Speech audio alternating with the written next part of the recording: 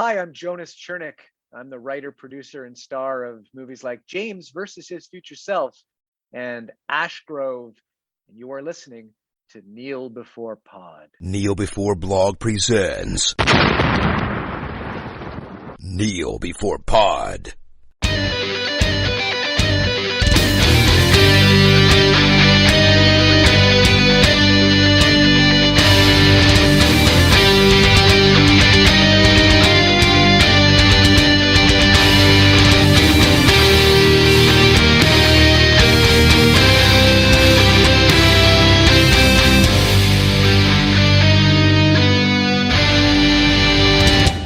Hello and welcome to Kneel Before Pod, the podcast that is waiting to buy Twitter at a steal. I'm your host Craig, and we are here to discuss all the news, trailers, bits and pieces that were announced in November 2022, not including the stuff that will be released after we finished recording, probably 5 minutes after we finish recording, as it normally goes. But anyway, joining me for her long-awaited second appearance and first appearance on the news desk, it's Issa. Hello! Hello! I'm back! You're back after your Ms. Marvel essay. Yeah, we'll call it that. My audio essay on Miss Marvel. I'm glad you wanted me back and you weren't just like, wow, this bitch talks a lot. Let's not have her. I prefer when people talk a lot, because when you have a news roundup where people have no opinion, then that's always a problem, because then it's might as well not release this. But anyway, how are you doing? I'm okay, thank you. I've had a very stressful week on my MA, but today I have a day off for the first time in a while, so Yay. That's nice. What is your master's in for the listeners? Doing a master's degree in prosthetic effects, so basically making cool monsters and creatures and stuff like that. And yeah, we're just coming to the end of the first project and trying to get everything finished on time before the Christmas holidays, and it's just a little bit stressful. And I thought students just got drunk and slept till 2 p.m. That has never been my experience as a student. I have only done subjects where you are in all the time, you are working all the time, it's all contact hours all the time. Wasn't mine either. I was a commuter to my university when I was there, and it meant for a 9 a.m. class, it was on a bus at 7 a.m. Oh, God. Oh, that's horrible. I'm so sorry. Then you hear someone in the class say, yeah, I woke up 10 minutes ago. I hate you. Whoever you are, I hate you. My BA was in Design for Performance, and it was in Cardiff, and I had a friend who went to Aberystwyth University, so I went up to visit him for his birthday, and he was talking about, really, he only has to go in on a Friday, and he doesn't really have to go in for anything. I go in every day, I go in on weekends. I remember one of our workshop technician tutors was telling us about how theatre design students have the second highest number of contact hours underneath medical students. Okay. It's ridiculous going into things related to theatre and performing arts. There's like the stereotype that artists just swan through their day and don't do anything, but doing any arts related subject, you will work so hard all the time. There we go, we've dispelled that myth. Anybody that thought that was the case, you've now been corrected. So we've done a duty here. Yeah. Yeah. Podcast over. Let's go home. That's it. Yeah, we've done a service to the world. Let's start, before we get into our trailers and things, let's start with what we've been watching, or generally what media we've been consuming. So what have you been watching? What's been in front of your eyes? I am watching a lot of TV because, well, firstly, I need stuff on in the background while I'm working, and secondly, I'm going into film and TV specifically, so I like to keep up to date with stuff. I've watched a lot of stuff recently. Dead End Paranormal Park released season 2. That show is amazing. If you like animated stuff, and if you're a fan of shows like Gravity Falls and that kind of spectrum of slightly spooky mystery type animated shows, Dead End Paranormal Park is the new show for you. I love it so much. It's about some kids who work in a haunted theme park. And there's like angels and demons and dogs getting possessed by demons and being able to talk and do magic and stuff like that. Cool. Fantastic show. And then I've been watching Abbott Elementary is releasing a new season. Probably my favourite sitcom at the moment, about teachers at a school in Philadelphia.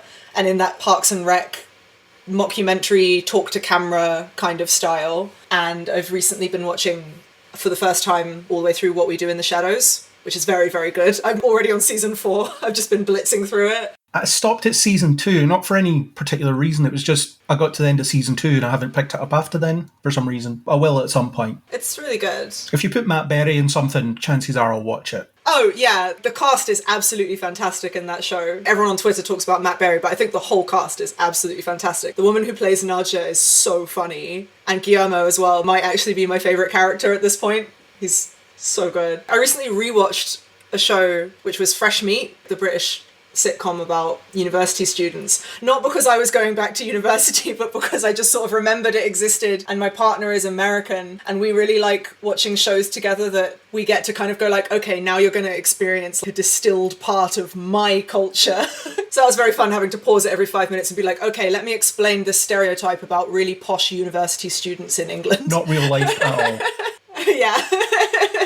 I've watched a lot of crap for my course as well. I had to watch the Warcraft movie because it was relevant to something I was doing on my course, and that movie was terrible. I don't watch that movie unless you're looking to laugh at a terrible movie. I couldn't decide whether I thought the film was bad or not because I felt like I wasn't the audience for it anyway. It's difficult to follow if you don't play World of Warcraft, I think. Oh yeah, totally. I haven't played the game. It completely is. It's impossible to keep up with, and they make so many baffling filmmaking decisions. For example, the main character just changes personality halfway through the movie. He just becomes an entirely different character out of absolutely nowhere. He goes from being this gruff, middle-aged dad to being the winking, smirking Star-Lord Han Solo, giving quips all the time kind of character. What happened? What is happening in this movie? And ironically, the switch happens after his son dies. So it's like, oh, is this his weird trauma response that he's just suddenly Star-Lord? I don't understand. He's young, free and single now. He doesn't have a family. He can just do whatever. Yeah. It's so weird. It's such a bizarre movie. And there's some terrible CGI. If you love laughing at bad visuals in movies, it's fun for that, at least. I feel like I should be able to remember some better things I watched recently. Oh yeah, I watched Sorry to Bother You. That's an excellent movie. Rewatched that because it was relevant to something I was studying. Highly recommend. Oh, and Avenue 5. I've been watching Avenue 5. That's a really good show. Takes a little while to warm up. It's like the new Armando Iannucci show, the guy who did The Thick of It, and I think Veep as well. It's his usual thing of a bunch of people who are authority figures who don't actually know what they're doing and are complete bumbling disasters, but this time instead of it being people who work for the government, it's the people who captain a spaceship. So it's like The Thick of It in space. Is there as much swearing as The Thick of It? No, not quite as much. A little bit. And there are some actors from The Thick of It who show up in it. Rebecca Front is one of the main characters, and the guy, I can't remember his name, but the guy who played Ben in The Thick of It has a small role in season 2. He might stay on, actually, I'm not sure at the moment. You get to see lots of British mainstays, like the guy who played Johnson in Peep Show has like a 2-episode appearance in it and is just fantastic, basically playing the same character, but it completely works. Hugh Laurie is the main character. It's very fun. That's a big list of stuff. Anything else? Yeah, sorry. No, the bigger the better. Before I list my relatively small list of things. I have been getting back into, I don't think I said it on the last episode, I unironically/ironically love reality television. I think it's a fascinating medium, and I also just love to watch trash. And I recently got back into watching episodes of Wife Swap and Trading Spouses because it's really good background entertainment. And also, again, my partner hadn't seen it, and I was like, oh, you have to watch Wife Swap. It's fantastically shit. That's been my chuck on in the background while I'm painting my orc and stuff like that, watching at the moment. It's horrible and amazing. I love it. We all have our background things. I usually just watch people on Twitch while I'm doing other things. Fair enough.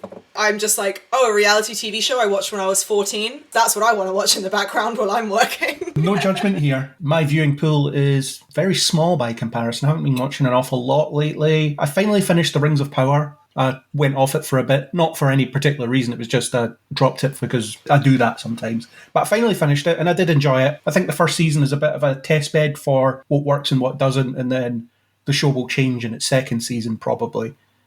But it was good.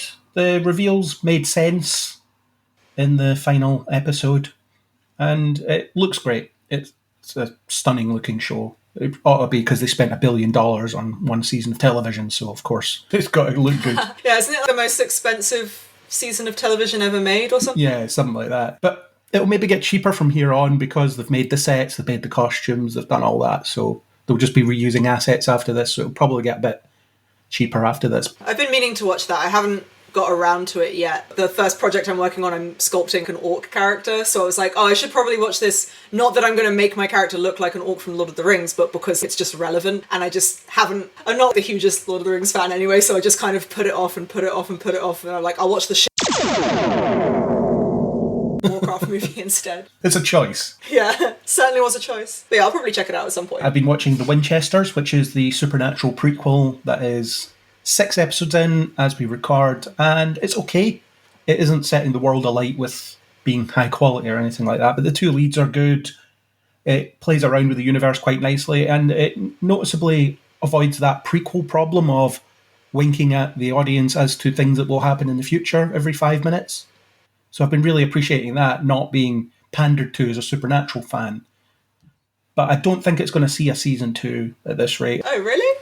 I think it's just fine. I have no idea what the ratings are or anything like that. It's just my Okay. basis of it. One thing that annoys me about it is it's a team show because that's the thing that's in vogue at the moment. So it's John and Mary, and then there's other characters. And the formula is so on display that it's really frustrating, as in every week and now it's this person's turn, or now it's this person's turn.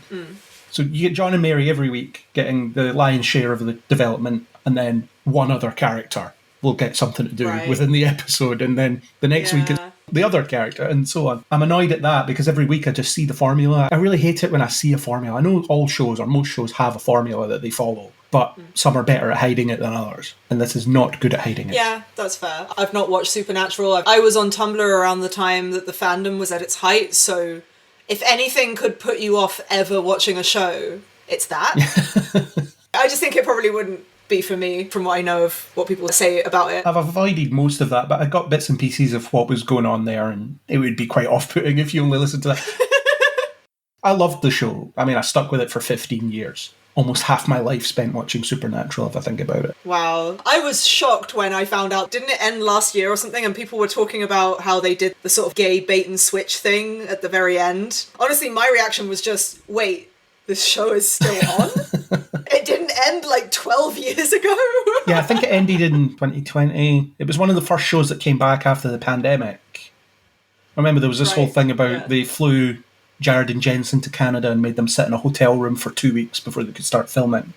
And then you see the last few episodes are actually quite sparse in terms of other characters. Yeah, you see that in some shows that were made around that time. The one where it was really obvious for me was Falcon and the Winter Soldier, where you have characters at big press announcements or walking down the street in a city and there's just nobody there. You know why it's happened, it's fair enough. I think it feels more obvious maybe even when the show isn't as good, because then you start to notice things like that more easily. The gay bait and switch thing, that's certainly one reading of it, and it wasn't a reading I was actually aware of until someone mentioned it to me, but I didn't read it that way. It was just one male character telling another male character that they love them, and that, to me, doesn't necessarily interpret as a romantic thing.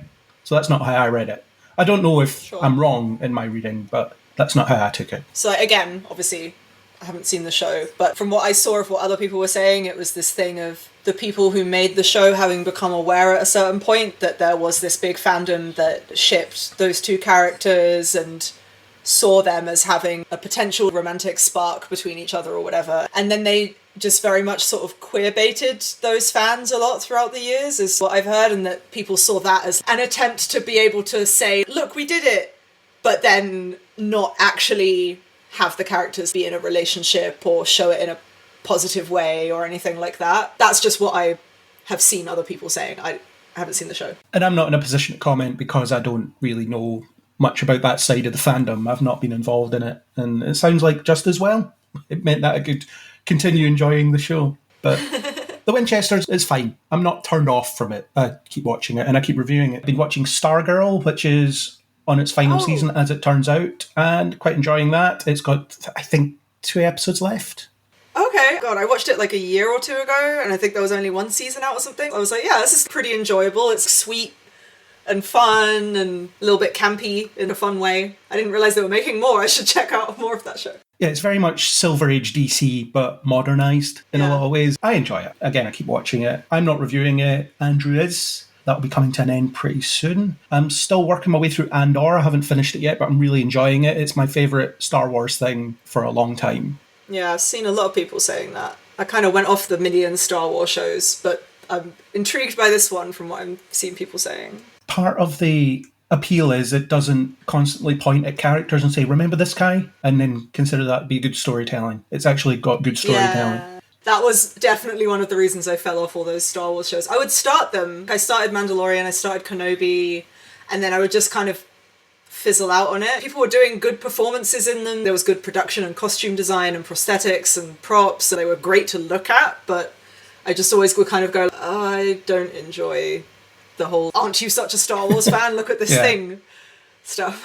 I'm worried that we're taking a huge step forward with Andor in terms of quality storytelling, and then Ahsoka will come out and that will be just what we've talked about there, pointing at people and saying, remember them? And calling that storytelling. Yeah. That's what I'm really worried about, but we'll see. Plus, from what I've seen of the casting of Ahsoka in live action, I don't like that version. I don't like Rosario Dawson in that role. Oh, really? I think I'm so connected to the animated version of Ahsoka with voice and everything, so it's difficult for me to see a live action interpretation of that. That's fair. And I think a lot of fans will have that barrier as well, because there'll be as many fans that grew up on the Clone Wars as there will be grew up in the original trilogy. So it's a big install base, I think. Yeah, that's a good point, actually. I haven't really watched much Clone Wars. My brother is very, very into it, and I know that he was really excited about Rosario Dawson being cast. He really likes her as an actress. He was super into Daredevil and stuff. Yeah, I like her as an actress. I just don't like that take on the character. Fair. I don't have to watch it. That's the beauty of it, I suppose. Yeah, you can just choose not to watch it and you don't even have to complain about it on Twitter. Well, I don't complain about anything on Twitter. I don't tweet at all, so I'll just complain to other people and then they can ignore me like they usually do. Oh god, I can't believe I forgot to mention this, but the other thing I was watching was Star Trek Lower Decks and Star Trek Prodigy. God, they're both so good and I love them. Lower Decks finished a while ago now, a few weeks ago now. Yeah, really good third season. Prodigy's on my list as something I'm currently watching. Absolutely love it. It's my favourite modern Star Trek show. Oh really? Oh, that's cool. I think it's the most consistent of the lot. The others are a bit all over the place in terms of how they do things, but Prodigy is... I always say it might be a bit of an indictment of the live action shows, because you've got this show that's aimed at kids on Nickelodeon that's doing what they're trying to do better. So I wonder if it's just that the live action shows aren't sophisticated enough, but pretending they are, whereas Prodigy is just, okay, we have this point to make and we're going to make it over the next 20 minutes, and then they do it. Yeah, the thing about the animated shows, and you see it in Lower Decks as well, is that because it's animated, they don't have to worry about the cost of having aliens on screen all the time and the work that has to go into that. And so Prodigy, you have a show where the cast is almost entirely aliens and the only human is a hologram. And it's just a different kind of story that they can tell. And I love that we can have that. The most recent episode that came out, when it ended, I feel that thing of, I need that next episode now. I need to know how this ends up. It's really good. I think the two animated shows and Strange New Worlds are, for me, sort of neck and neck on favourites, but for different reasons. And I do really like Discovery. I didn't end up finishing season 4. I do need to go back and watch that. And Picard wasn't really for me, but I also didn't really watch TNG, so I liked 7 of 9 was in it. Picard is not a good show. I was trying to be more polite, but yeah, I really thought it was bad. Oh, we've torn it apart on this podcast several times. Oh, okay, I didn't know that. Don't worry about it. I was worried I would say Picard was shit. And you'd be like, I love Picard, how dare you? You can say that and then I might say that back anyway, it's not a problem. That's where debate comes from, but it's not a good show. I think Strange New Worlds, it needed to push itself a bit further to be better. There's some things where you see a lot more potential than the show is actually making use of, and then it just doesn't drive it in as much as it could. I feel like that could happen with season 2. I would say there was only one episode of Strange New Worlds. I don't even know if I'd say I disliked it, but just that I didn't enjoy as much as the rest. The rest of it, I felt like it really harkened back to that sort of rompy one-episode adventure kind of vibe, and with the aesthetic of the show being much more retro and colourful, it felt like they were kind of going, okay, yeah, this is the show that can give you the vibes of the original series, but in a modern set dressing kind of thing. I'm sure we had this discussion before. The one episode I didn't like was your favourite one. Yeah. I mean, that was my favourite one mostly because so the one I'm talking about is the, like, fairy tale fantasy episode where everyone on the ship gets turned into fantasy characters and stuff. I love that from a production standpoint, and watching people get to have fun switching up the genre of their show and the way they put that into the costumes and the performances and stuff, I find really interesting. And also Mbenga is one of my favourite characters, so I loved getting an episode for him. But yeah, the whole show I thought was really, really good. And I'm very much looking forward to the season 2. The only episode I didn't like was the random child sacrifice episode. Not because I'm against that being a theme in the show, but just I felt like it didn't quite land for me. Well, that's what I'm talking about when it comes to their storytelling. It's you have this idea here, but you're not quite getting there. You're not fully exploring it. Right, yeah. I think that's something they need to get better at in subsequent seasons for sure. All the shows do, really, apart from Prodigy, apparently, and Lower Decks, but Lower Decks' storytelling priorities are in different directions anyway. Yeah. I love that we can have, how many shows is it? Is it five current Star Trek shows? And they all essentially have a different audience in mind and a different way of telling their story in mind. And I think that's really cool. If you don't like Picard, you can just go and watch a different show. And if Lower Decks isn't for you, you can just go and watch a different show and you still get to watch Star Trek. It's the same with Star Wars as well. It's just because they're making all this stuff doesn't mean I need to watch it. So that's good. Yeah. Star Wars and Marvel very much has gotten to the point where it's just like, oh, I don't actually have to watch all of these anymore because I literally physically can't. I still haven't watched Love and Thunder. I've heard bad things. I do want to watch it at some point, but I have limited time for watching things right now, so I was just kind of like, I'll put that on the back burner. And my last TV show that I was watching, I've only watched the first, two-parter opening, was Transformers Earthspark. Oh my god, how did I forget that? Oh my god, it's so good! But I liked the first two. I'm not a huge Transformers fan as such. I didn't watch it growing up, so largely my introduction to the franchise was the Michael Bay movies. Sorry. Well, I liked the first one, and I like the third one as well. The others are painful to sit through, though. But I like those movies, and I've watched, I think it was called Transformers Animated. Mm-hmm. That's a good show. It was good, yeah. And Transformers Prime, I watched that as well. Yeah. And I've seen the first 2 episodes of this. And from what I know about the franchise, which is not that much, obviously. Oh, Bumblebee, that's a great movie as well. I really liked that. Yeah, the Bumblebee movie, that is the best live-action movie, in my opinion. Yeah, it's just the first film again, but much more succinct and well written and things. But the thing about Earthspark is, based on what I know about the franchise, it's upending some stuff. Yeah. Slight spoilers, but the Autobots and Decepticons aren't at war, at least in the first 2 episodes, which got me as a surprise, actually. I was very happy when I watched that. I used to be really into Transformers. I used to be one of the people who ran a UK Transformers convention. I was very in the Transformers community for a long time. And it just kind of fizzled out a little bit for me. But yeah, Earthspark, I checked it out because I saw so many friends of mine from the community saying that it was a breath of fresh air and it was doing things with an animated series that we had seen maybe done in the comics, but not done in an animated show. The whole thing of the Autobot Decepticon war being over and dealing with the aftermath of it and this different characterization of Megatron and some of the other characters. And so, yeah, I checked it out and I absolutely love it. It's got me back into it in a very big way. It's a really good show. And also the human characters in it are really good too, which is rare in Transformers media. I thought they were okay in Prime. Prime and Animated are actually probably the other 2 better examples of human characters being utilised in Transformers media. But yeah, the new characters, Twitch and Thrash, fantastic new characters, and the connection they have to the human children creates a really good springboard point for the rest of the show. And then having Optimus and Megatron be like such gigantic dorks. I was just like, this is fantastic characterization. I love this for them. Having Elita 1 get to be an actual character. Yes, please. Thank you. I'm struggling with Alan Tudyk as Optimus Prime because all I've ever really heard was Peter Cullen, apart from in Transformers Animated where it was someone else. But he was younger anyway, or supposed to be. Oh, yeah. It sounds like Alan Tudyk's trying to do a Peter Cullen impression of sorts, which I think is what makes it sound so off-putting to me. I was actually quite impressed that I thought he wasn't really doing that. It sounds like Optimus, but because of the way he's characterized and stuff as well, I felt like it was him making it his own a little bit, but that's probably in the writing too. Yeah, I'll need to see more though. I've only seen the first 2 episodes, so maybe it'll grow on me. Oh yeah, you've only seen 2, okay. I haven't finished it, but I've watched like 7 episodes, I think.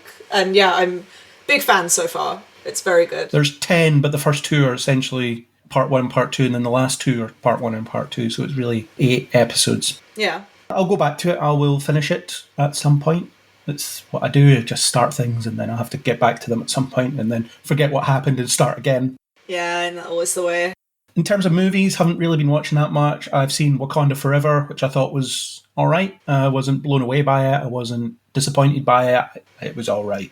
There'll be a podcast on that coming up at some point that you can listen to me talk more about how I thought it was alright. I haven't seen it. I don't get to go to the cinema much. And I went to see Glass Onion, the Knives Out sequel, in the cinema as well, and I thought it was excellent. I really enjoyed it. Okay, that makes me happy. I'm quite looking forward to that.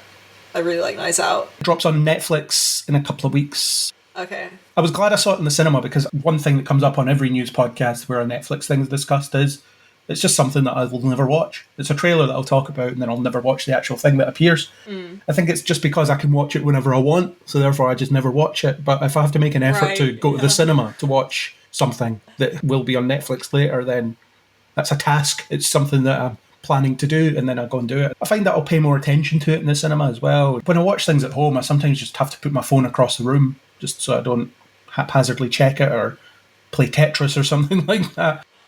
Oh my god, yeah.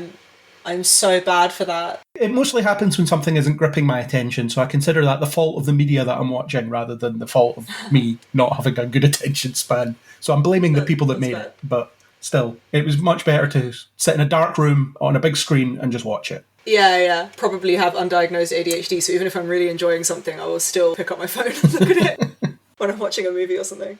Do you also have the weird thing in your head where you're like, oh, I don't want to watch a movie that's too long of a commitment, but then you'll just sit and watch like 5 episodes of a TV show in a row? It was the same length of a movie. Or YouTube videos for 3 hours. Yeah, but for some reason it feels different because it feels like you have other jumping off points that you could take, but if it's a movie, it's like, no, I've got to watch the whole thing. Yeah, I think there's some kind of psychology to that, but it's all smartphones. They're ruining our lives. That's what it is. Except I need it for my work and I keep my plan for the week inside it. So that's it for movies, really. I haven't really been watching much else. Just haven't been to the cinema that much and things. There'll be other things that I'll be watching pretty soon, probably. Avatar 2 is out, but we'll talk about that. But that's out soon.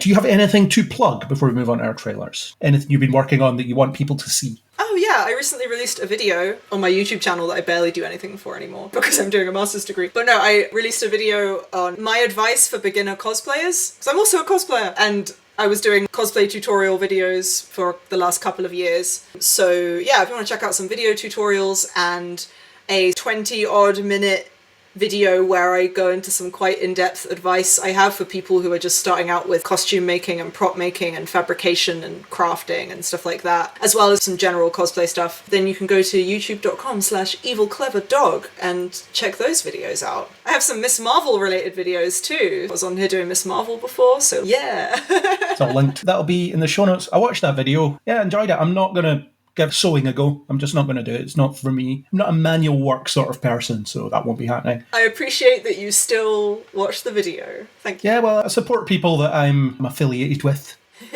Happily sit and watch them. It was really good. It was really succinct look at the sort of pitfalls that people might find when they start out, the things that might turn them away from it, all those really practical bits of advice, but without overloading as well, as in making it sound too daunting and things. So yeah, well done. Oh, cool. I'm glad to hear that, because when I edited it and it was like 23 minutes long, I was like, oh god. I like being thorough. So I noticed a lot of cosplay advice videos are things like, and obviously no shade to these people are at different stages or have different interests in cosplay, but like a lot of cosplay advice videos seem to be younger people talking about buying cosplay on AliExpress and buying contact lenses and things like that. It's more to do with people who purchase and assemble their costumes rather than making costumes. And it's also coming from a lot of teenage cosplayers, which again, that's advice that their peers will find useful. It's not a bad thing. But I was like, okay, I feel like there's a lot of stuff related to getting into costume and prop making and treating it on a more detailed level in terms of what you're after when you make something that I feel like gets missed sometimes, and I feel like that would be really useful to make a video about. So that was basically where it came from. And there are some videos out there. Kamui Cosplay has one with mostly fabrication type stuff. There are also some things that often get missed off, like the proper PPE to wear, and a lot of people do resin crafting videos where they're not wearing any PPE, and I'm just like, this needs to stop because it's really dangerous. Yeah, they wonder why they're out sick for 3 weeks afterwards or whatever it is. Yeah. I've actually seen numerous videos, because when I make a video, I always search for similar videos just to see what other people have done before and see what's been covered, what's not been covered and stuff like that. And I found numerous videos of people saying that they were taught how to work with epoxy resin and taught that it was a safe resin that you didn't need to wear safety equipment with. And then this woman saying, I have lung damage, I have brain damage, brain fog from using this resin in an enclosed space with no respirator, no gloves, no nothing. And I'm just like, yeah, all resin is dangerous. So that was something I made sure to emphasize in that video too, because I feel like people watch TikToks and things of people working with resin crafting and foam crafting not wearing safety equipment because they don't know. But then those videos get lots of views, and then other people try it not knowing also that you're supposed to wear safety equipment, because how would they know? Just people poisoning themselves. Yeah. So I don't know, hopefully some people watch that and buy a respirator. Buy a respirator if you're going to use resin. Yeah, or just for going outside, apparently, because going outside is dangerous. I did actually use my respirator at the very beginning of the pandemic before I had N95 or FFP2 masks. I just used my respirator for a while. Yeah, well, that's fair. Be a bit strange wandering around Tesco or whatever supermarket with a respirator, but whatever. Oh yeah, I got some looks. My main plug is over on the We Made This podcast network. I've been helping out with the coverage of Prodigy on the We Are Starfleet podcast, where I've become one of the 4 main hosts on that. So I've been dipping in and out of that. Every few episodes I'll appear and host an episode, and really enjoying doing that. And with Prodigy, we'll do one on here anyway. It'll be myself and yourself, hopefully, doing a Prodigy chat later on. Hopefully. Once that all blows over. But yeah, that's my main plug. I haven't done any interviews recently or anything like that, so I would just suggest going back and listening to my interviews with the cast of Batman and Superman Battle of the Super Sons, where I talked to Laura Bailey, Troy Baker, Jack Dylan Grazer, and another Jack whose surname I'm blanking on, and the director as well. It was really good. They were only 10-minute interviews, but really good. Troy Baker especially, that man is sharp. He just went for it. I hardly said anything. It was great. It's the kind of interview you want. So hopefully I'll get to do more interviews soon because I enjoy doing them, but nothing really there at the moment. Okay, let us move on to trailers. We've got a short list of trailers this month. I was expecting more Christmas trailers, but it seems that just all the Christmas stuff is either already out or about to come out, so there's no point in talking about it. So, got a few here. Let's start with Sonic Prime, the Netflix Sonic animated series. Have you any connection to the character of Sonic through the games or anything else? Not really. It just so happens that a lot of the trailers this month, things I haven't really watched. But I have a friend who's very into Sonic, and I watched that trailer and thought, I feel like Matt might like this. My knowledge of Sonic basically mostly comes through him, and that is mostly that most Sonic fans are really disappointed with a lot of the current Sonic things. The impression I've gotten over the last few years. I watched the trailer and I was like, oh, this looks like fun, and the characters look the way they're supposed to look, and it looks like a cute show. Amy turns into a mecha. That looks fun. I don't know. That was basically the extent of my opinion. Yeah, dip in and out with Sonic. I was really into the games when I was younger. When I had them on the Mega Drive, Sonic was the first game I ever completed. So it'll always have that special place. Aww. And I used to watch the cartoons. And then I dipped out of it for a bit because I didn't have the systems that Sonic was appearing on. I went the PlayStation route, and they were on the Dreamcast and then the GameCube. Eventually, when they came back to PlayStation, I started getting them. And then, yeah, the games are mostly unplayable trash for a while. Because, I don't know, they just released them unfinished. Yeah, that might be the impression I got from my friend as well. But there's a couple of good games. I have the new game, actually, Sonic Frontiers, because it was a really cheap Black Friday deal, so I bought it. So that'll be really annoying when it sits there for over a year and I see it for half the price that I paid for it and think, well, I could have been not playing that for a year and bought it now. That's the way it is, impulse buys. And maybe just go play it after this. I could do that, yeah, but I've got editing to do. There's always something to do. I'm sure you can appreciate that. There's always something to do. Yeah, definitely. But the animation looks cool. It's another Sonic goes to a new world that he's not from story, which seems to be all of the Sonic stories these days. Oh, is it? Is that a thing? Yeah, it seems to be. He just gets catapulted into some other universe and has to deal with it, and Eggman's there. Well, I call him Robotnik because I'm old school. It seems like that's, again, maybe my knowledge is just insufficient, but it seemed like they were sort of making that the point of the show, and it's like multiple new worlds, and it's sort of catapulting him across multiple worlds that all have a really strong theme. Like there's like a pirate world and a mecha world and all that stuff. Well, the multiverse is in vogue at the moment, so why not? Yeah, it absolutely is. But it looks good. I will probably try and watch it. It's on Netflix, so it might never actually get watched, and I'll just hear people say, yeah, it was all right. It looks good.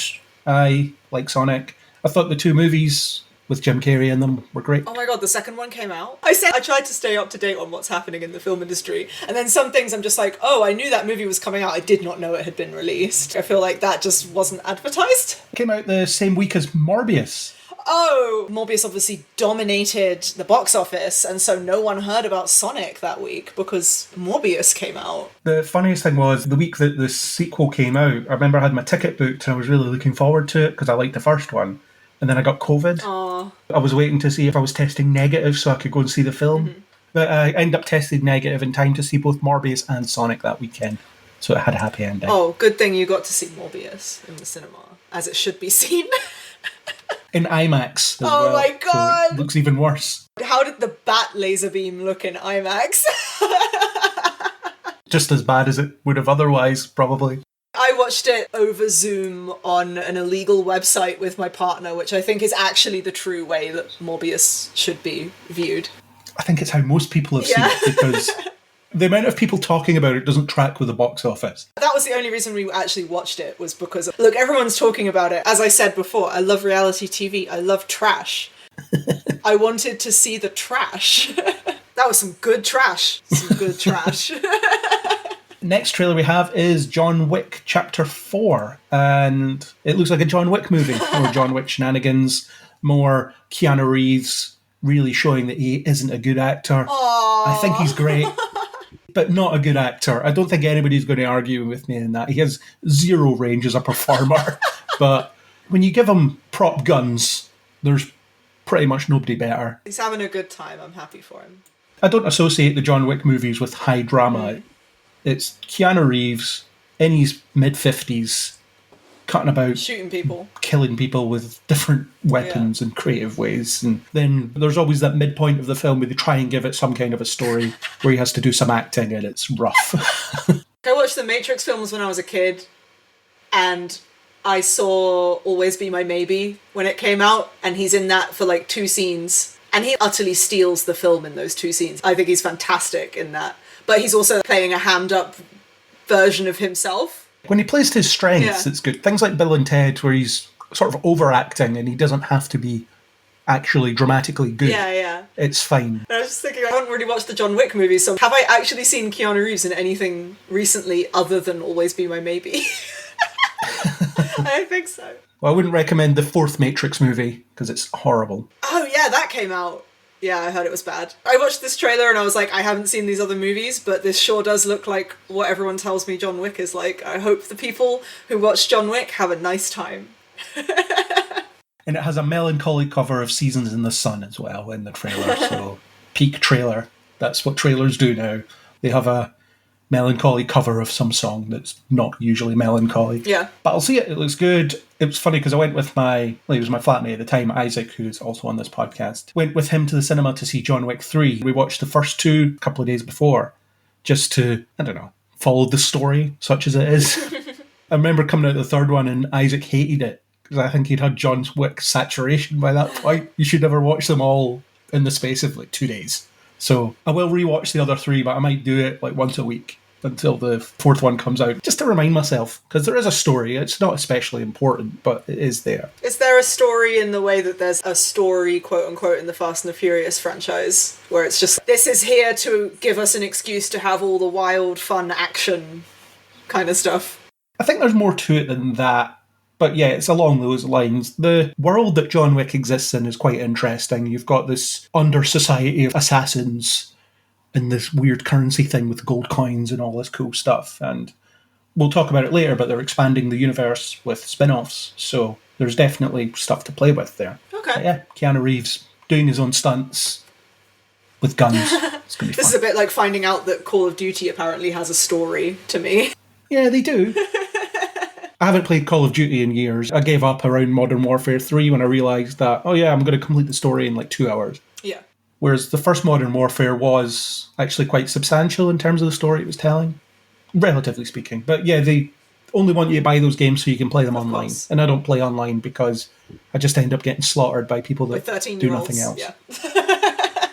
I just came on for 5 minutes and all I've done is respawn about 8 times until the match ends. That's all that ever happens. So that's why I don't do it. The next trailer we have is Elemental, the next Pixar thing, which is apparently a love story between fire and water and how they manage to interact despite the fact that they're lethal to each other or something like that. The trailer doesn't really give you that. It gives you just a flavour of what to expect from the film, which is what Pixar trailers tend to do anyway. But I really like it. Yeah, it felt a bit like giving you a flavour of the world more than the characters, necessarily.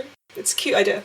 There'll be another trailer in a couple of months that will give you a bit more of an idea of what the film's actually about. But I feel like with Pixar movies, they don't have to really sell themselves to you as such, because they'll probably just get parents taking their kids to them anyway. Oh yeah, totally. It seemed kind of cute. And there's that ongoing joke about how all Pixar movies, what if X had feelings? What if toys had feelings? What if cars had feelings? What if emotions had feelings? And now it's what if elements had feelings? When I play TTRPGs, the thing I often gravitate towards is elemental type characters and stuff. I like Genasi and I like Jin and stuff like that. So yeah, I just was like, oh, this is some cute world building for a world where people are literally made of elements. It's kind of sweet. Seeing the way they all interact with each other, like some water spills on an earth person and some flowers start growing out of them and stuff like that. It's cute. A bit like Zootopia, but with elements. Yeah, what if animals had feelings? That's not Pixar, that was Disney. Yeah. But, yeah, they're the same company. Last trailer is Avatar: The Way of Water, which is the final trailer. All I'll say about this trailer is it's impressive how none of them have actually given an indication of the plot. Yeah. It's just imagery, which is obviously what the film is selling. It's selling the visual experience. That's what the first film was selling, and I think it really pulled it off in that way. If you see it in IMAX and 3D, then you're going to be blown away by it, which I was. I like the first Avatar film. I know a lot of people don't, and I'm really looking forward to this one. Fair enough. I don't like Avatar, I'm sorry. I told you this ahead of time so that you'd be prepared. I remember watching it. I didn't see it in the cinema. I think I watched it at a friend's house sometime after or something. And I was just kind of like, this is the movie everyone was so hyped about? It's Fern Gully, but with blue people. There are some cultural issues, I do think, with the film and the way it utilizes indigenous imagery and stuff like that. I do vaguely remember around the time it came out that James Cameron was doing some promo and doing something related to indigenous communities at the time, but I have seen actual indigenous people talking about how the film perpetuates some very common stereotypes about indigenous cultures and people. I'm willing to listen to them on that. Like, I don't know much about that. From what I know, I look at it and I go like, yeah, I agree. And yeah, watching the trailer for the second one, like you say, I don't really know what this film is about. It just looked like a whole lot of spectacle, which is what the film sold itself on. The animation is very impressive. I don't really know what the film is about, and it seemed like they were just sort of leaning into those same indigenous tropes and stuff with the visual design at least. So I was just kind of like, okay, sure. You do you, babe. I think if you see the first Avatar as you saw it, where it's at a friend's house, or I think I spoke to someone that saw it on a plane the first time, just thinking that is not any way that you're supposed to see that.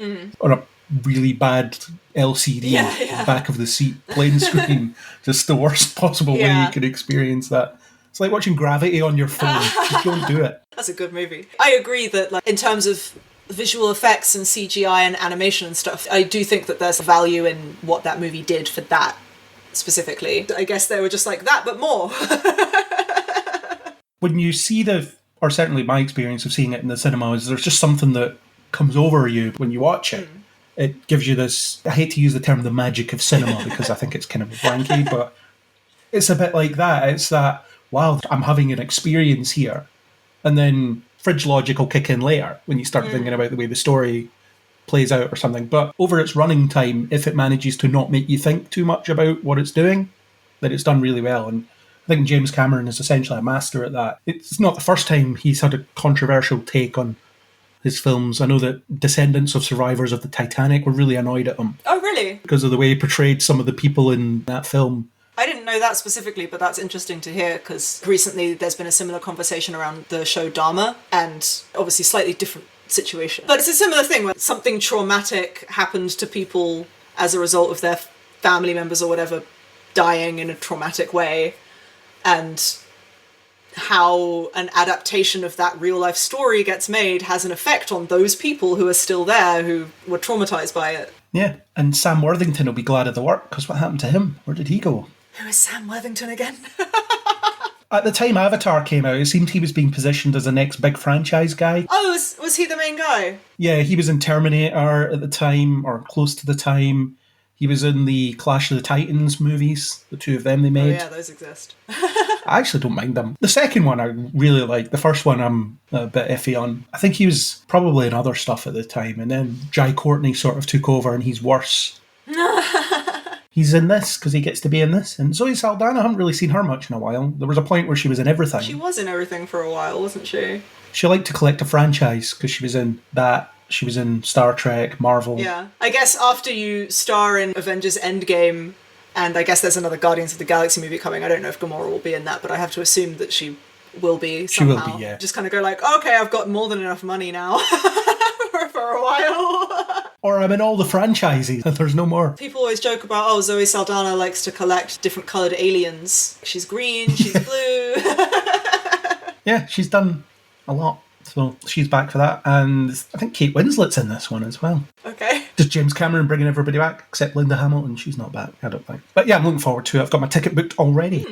Well, I hope you have a good time watching it. It's 3 hours and 12 minutes God. long, so that's a shift.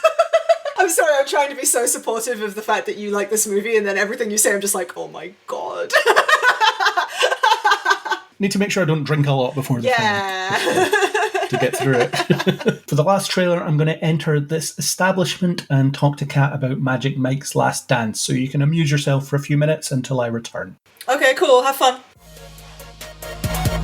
Kat, could I have a minute of your time to discuss this trailer that we need to talk about? Sure, step into my office. Cool. So we're here to talk about, or I'm here to talk about, Into Your Establishment, the trailer for the new Magic Mike movie, which is called Magic Mike's Last Dance. You are an aficionado with this series, and I am not. So what do you think of this series of movies, this now trilogy? Yeah, first of all, I don't know what kind of establishment you think I'm running, but it's not that kind of establishment, so hold your horses, cowboy. I don't know anything. I just came in here. I have no idea what's going on. Sure. So yeah, I really like, especially the first Magic Mike movie. It is not what you expect it's gonna be. It was directed by Steven Soderbergh, who returns for this one. I'm gonna talk about that in a moment. It's actually quite sad.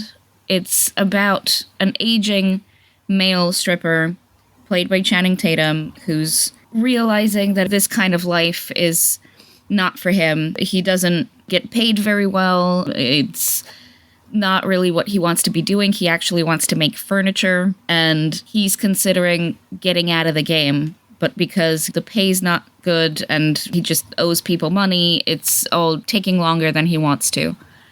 And this young guy comes in and he's enamored with the lifestyle because he's young and lots of money doesn't matter to him, really, or rather, this much is enough. And he gets attention and women think he's attractive. So you have these two very opposing viewpoints on lifestyle that's riddled with drugs and alcoholism and loads of other problems. There's even older strippers in the business. It just shows how this lifestyle is not all the fun that it's cracked up to be. And I love it. I love the way it's shot. I love that it's actually quite a serious film despite the concept or the initial idea for it. And then the second movie comes in, and it is, in fact, what you thought the first movie's gonna be. It is just, we're going on a road trip on this contest for male strippers, on the way, rather, to this contest.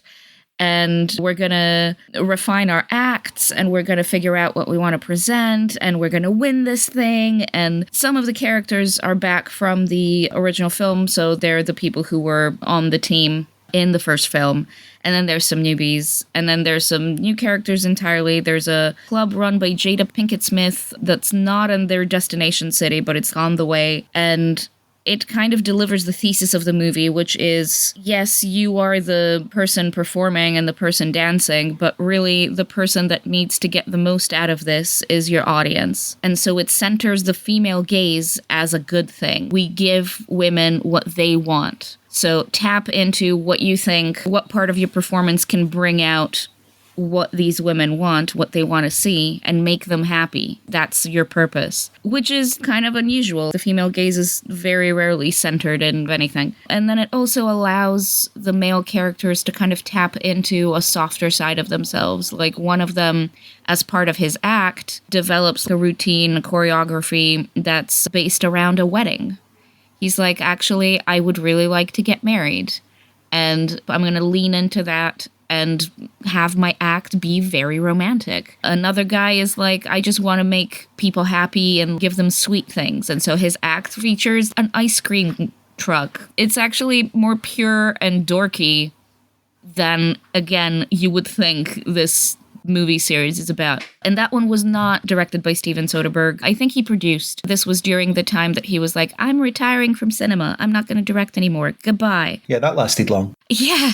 He's back now for this, and this trailer kind of looks like more of the second movie than the first movie. Nothing wrong with it. I just would rather it be just a little more grounded. It's set in London, which is where I live, so I feel like I'm gonna either find it very amusing or want to bang my head against the wall because of things they're doing. The concept is that Mike is with a character played by Salma Hayek, and they're involved, I think. It looks like they might be involved, and they're in Florida still, where he used to be, but he used to be in Tampa, but it looks like he's moved to Miami now. So boy is moving up in the world to Miami. Oh boy. So it looks like she wants to produce a dance show in London. And so they go to this fictional, I should say, theater called the Radigan. It does not exist, but it looks like a combination of places that I have been in. So it could realistically be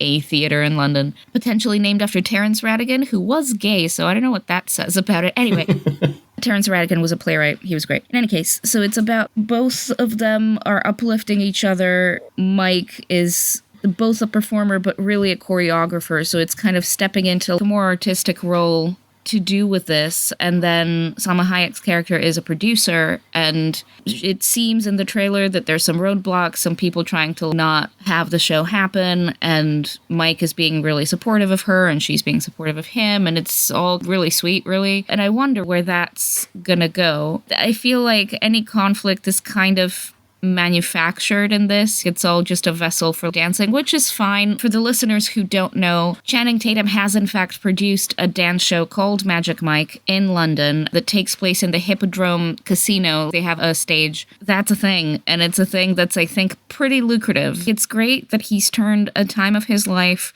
because he was, in fact, a male stripper for a time when he was young. He was about 19, and it was, as the first film implies, not a happy time. So it's interesting that he has turned this time of his life into something, first of all, lucrative, and second of all, more artistic than a lot of people would believe about this kind of performance style. I just don't know that we need this movie. The second one was fun, and I did enjoy it, but it did water down the seriousness and melancholy and kind of depressive atmosphere of the first film. And I don't like that it's becoming this like, wee, come see the Chippendales. That's not the thesis of the first film. The first film is about how it's actually quite difficult and quite demoralizing for the dancers to be in that kind of world. And I don't know, man. Yes, center the female gaze, all of that. That's great, fun. It's just what story you're trying to tell, and I'm not sure that it's very clear to me right now. From what you've said about the first film, and from what I remember of the trailer for the first film, it seems that the trailer for it misrepresents what the film is actually about, which could be the case here.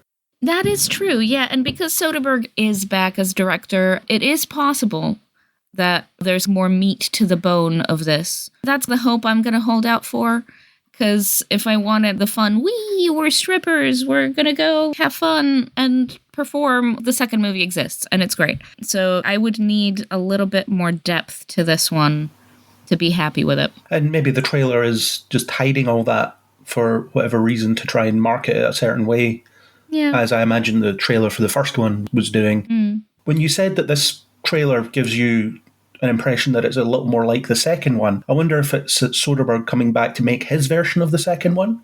Ah, perhaps.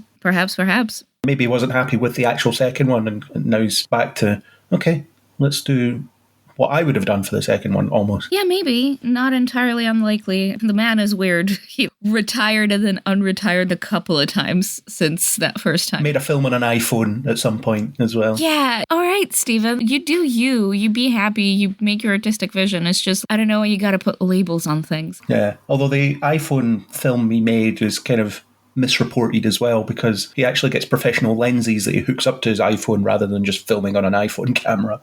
Yeah, I mean, a lot of filmmakers do that. It's still filmed on an iPhone, so whatever. Yeah. It's mostly the storage medium, but it's still professional lenses. Fair. So I wanted to take this opportunity to tell you my Channing Tatum story. Have I told you my Channing Tatum story? Probably, but maybe the listeners haven't heard it. I might have told you. So for the listeners, for those at home, I met Channing Tatum once. I used to work at a cinema in the outer rims of London, near-ish where they film a lot of movies at Pinewood Studios. So at some point I'm on shift. Gosh, I don't remember what movie was playing. It might have been a Star Trek one. I don't quite remember. In any case, he walks in with a whole entourage. I think his wife was there, maybe his brother, a whole posse. And people didn't recognize him or they didn't say anything, my colleagues. I locked eyes with him and I squinted and I was like, dude? And he was like, yeah. And so I went over and I was nerding out over all the Soderbergh films he's been in. Steven Soderbergh is, in fact, one of my favorite directors, even if he is kind of problematic, actually. If you look at his track record dealing with mental illness and using that for edgy, dark things in movies, it's like, dude, people actually suffer with this stuff. But in any case, I quite like his movies, and Channing Tatum has been in 3 of them, or maybe 4. Magic Mike, Haywire, he was in Side Effects, one of the 2 problematic movies he's made about mental illness. And so, I was like, oh man, Magic Mike was such a good film. He was like, oh yeah, sure.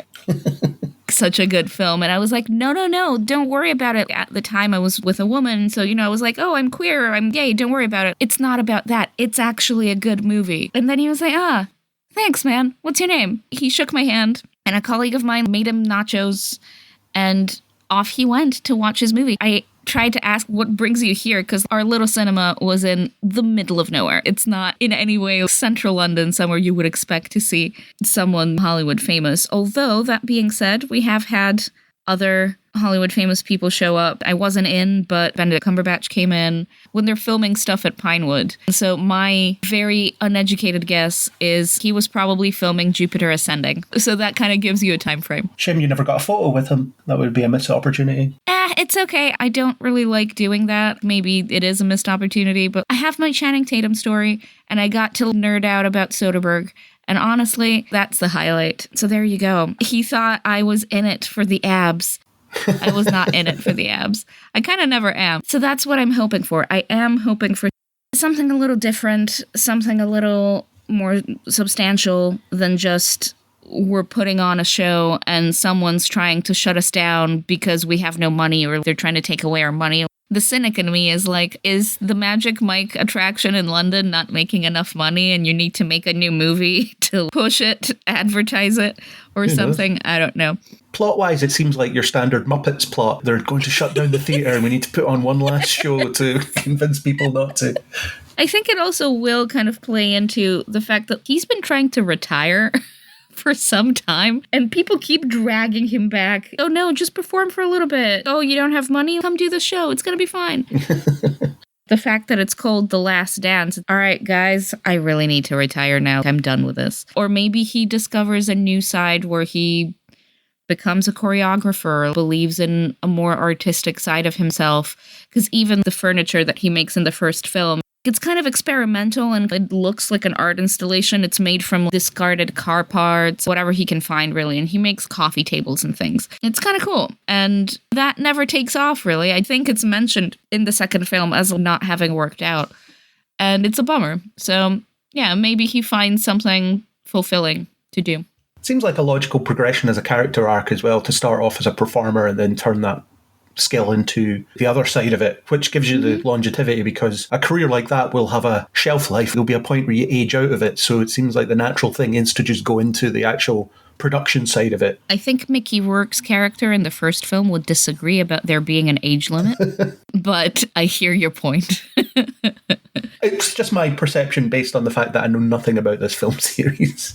It's really not half bad, I will say. Not half bad at all. I guess for most people, at least, they might have an eye on the fact that I can't do this forever. It's like being an athlete in sports and whatever. It's just I can't do this forever. There'll be a point where I just can't do it anymore. Yeah, and a lot of athletes end up being coaches and things in the same vein. So it's not outside the realm of possibility, and it would make for an interesting character arc. I just want them to treat this not as a funny haha blockbuster. In the same spirit, I think I might have said this before on this podcast, but I think of the Magic Mike movies in the same vein that I think of the Pitch Perfect movies. Because the first Pitch Perfect movie is not what you think it's going to be.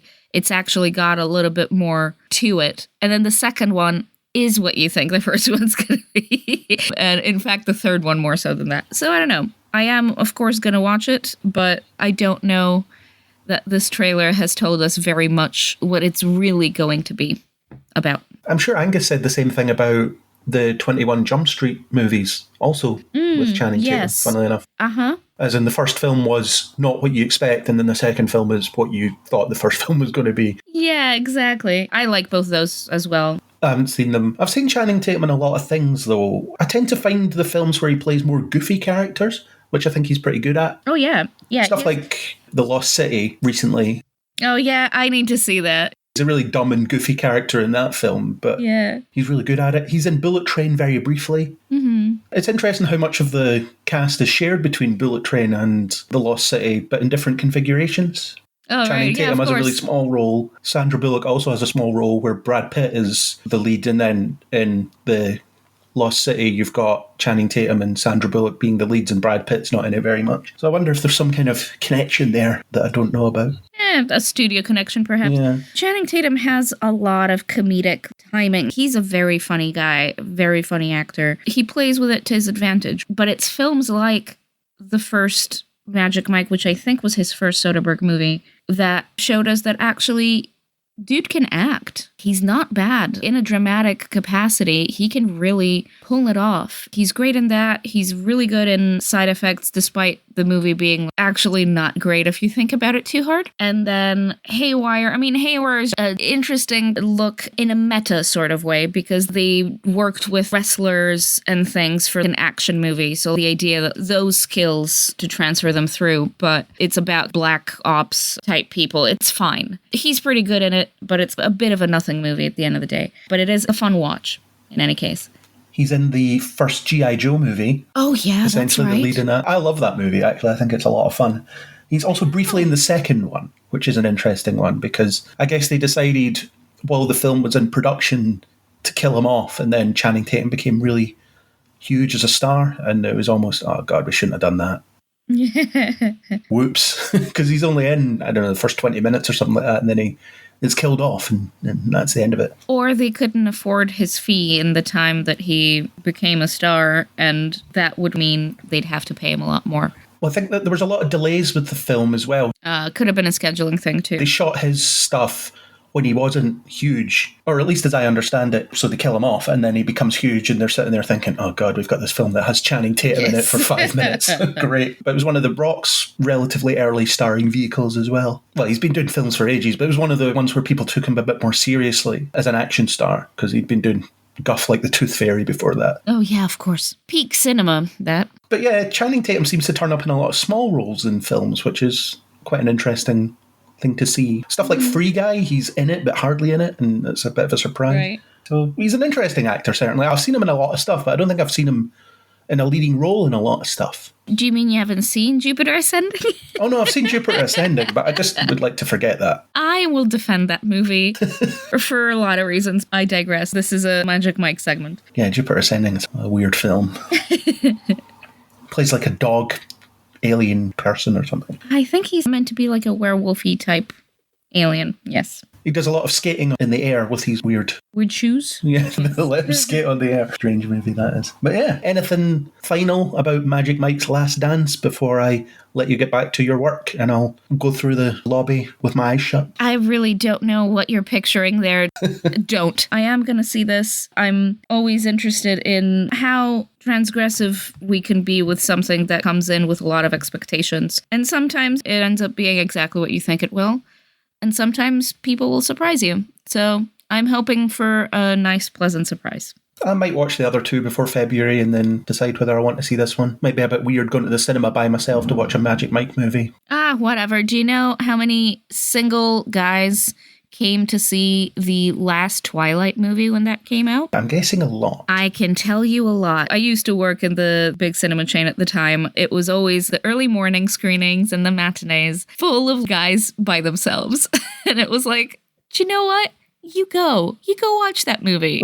Whatever. Enjoy it. Were they there to laugh at it or just there to watch it? I wasn't there to watch them watch it, so I don't know. When I went to see the Twilight movies, I went when there was a marathon, and I did go to laugh at it, and so did a lot of the people who were there, which made the marathon quite fun. I couldn't really tell you. My guess is they were embarrassed that they wanted to see it in the first place, and so they just went to the screening that would guarantee that they wouldn't be seen by friends and family. Well, I've still only seen the first Twilight movie, and I have no plans to change that. That's okay. At this point, you're not missing much. No, I know what I'm missing. And you're okay with that, yes. That's fine by me. But yeah, thank you for your time and thank you for your insight into this film series. I'm sure the listeners will deeply appreciate the summary you gave of these films. Certainly hope so. Bye. And I'm back. Did anything exciting happen while I was gone? No, not really. I've just been looking through our list for later. Well, good. Productive use of time. Okay, let's move on to some news. We always start with the pillars of Kneel Before Pod, which is Marvel, DC, Star Wars, the CW. There's nothing for the CW this month, though. They're pretty much dead, I think. No Star Trek? No Star Trek this month? No, we did all the trailers recently and there's been nothing since. Fair. I think they'll ramp up before Picard Season 3 comes out, which will be early next year. But no Star Trek this month. But a little bit of Star Wars, which we'll get to. But let's start with Marvel. We have some casting for Wonder Man, which is an upcoming Disney Plus show, and it's Yahya Abdul-Mateen II to lead the show. He's going to be playing Simon Williams, aka Wonder Man, and Destin Daniel Cretton is developing the show. He directed Shang-Chi. Cool. Oh, and the writer worked on Community and Brooklyn Nine-Nine, it says in this article. Cool. In the comics, Simon Williams is the son of a wealthy industrialist whose company is run out of business due to competition from Stark Industries. In desperation, Simon turns to Baron Zemo, who gives Simon superpowers and directs him to infiltrate and then betray the Avengers. Eventually, he joins the Avengers and is even a founding member of the spin-off team, the West Coast Avengers. It seems unlikely that that's what it's going to be about. Ben Kingsley's going to be back in it as Trevor Slattery. Yeah. It seems that they're going to lean on the he's an actor thing for this adaptation. So it's going to be some kind of MCU Hollywood satire of some sort. That could be fun, actually. I'll say I don't know much about Wonder Man as a character. I just sort of know that he exists vaguely. He's not one of the characters I know a lot about. But the actor they've cast is an actor I really like whenever I see him in anything. He was in a show called The Get Down, which should have been way more successful than it was because it was so good and it got unjustly cancelled by Netflix. And ever since I saw him in that, I was just like, this dude is really, really good and I hope he gets to do some big at some point. It seems like he is because it says here he was in Aquaman and The Watchmen as well. And he was in The Matrix.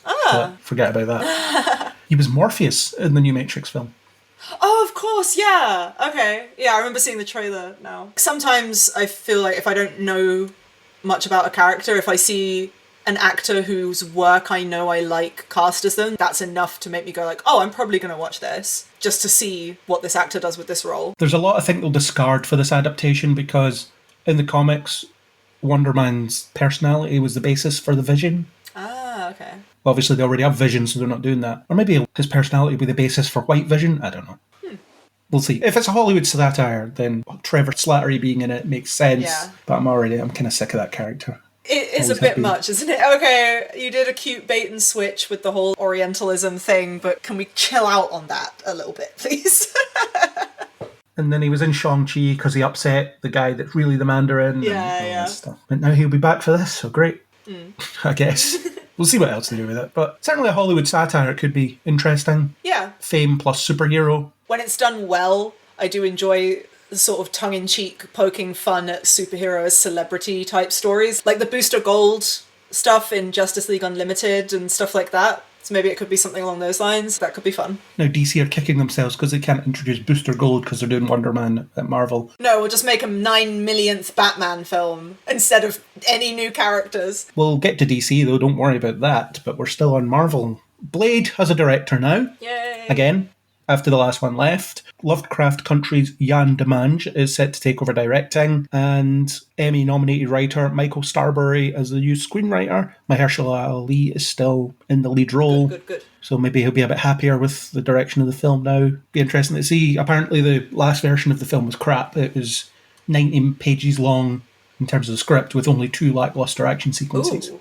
Okay, I didn't know the specifics of why that change was made. I know that sometimes stuff like that happens in the film industry, so there's not always necessarily a reason as drastic as that, but oof. I'm glad that if that's the case, that they decided to rework it, because Mahershala Ali as Blade is just such excellent casting. It would be a shame for it to be wasted on a lackluster movie. It was reported that the last guy left because of scheduling issues, which sounds a bit like a cover-up of what really happened, but it was another story of they just hired this indie director that made a couple of critically acclaimed indie films, Bassam Tariq. He made a couple of Muslim dramas that went over really well with audiences that watched them.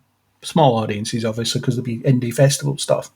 And then they hired him for this, and it'd be no surprise if he just got on to this project and thought, I have no idea what I'm doing here. Yeah. I've never done any of this before. Yeah, that's the thing. Obviously, the scale of making a film for Marvel and Disney is completely different in and of itself, but then also people have talked about how directing a film for Marvel or Disney, it's different from other aspects of the industry, and that it's not for everyone. Certain directors haven't gotten along well with it, and that's fair enough. It does sound like there are a lot of demands made on people, and that obviously they have a plan that they want certain films to touch onto in certain ways, and so you don't have full creative control, and some people don't like that, but in order for there to be this ongoing story, they kind of need that, so it's not for everyone. Yeah, it was the director that was, I forget the name, but in talks to do Black Widow initially. She was told, if you take on this film, don't worry about the action sequences. And her response was, why would I do this film if I don't want to do the action sequences? So I think that's where that conversation ended. Yeah, apparently they design a lot of the action sequences ahead of time. They storyboard them out before there's even a director involved. And I can imagine when you are a director, of course, that must be jarring, because you're like, well, what am I directing then? I'm not getting to actually direct my movie. So I can understand why some directors would just not get along well with it completely. It's not an uncommon thing in blockbusters, though. You hear about action sequences for Bond films and things being storyboarded long before they actually hire anybody to even write the film. Yeah. It's just, we've secured the rights to film in this location, so we're doing an action sequence here. That's it. Yeah.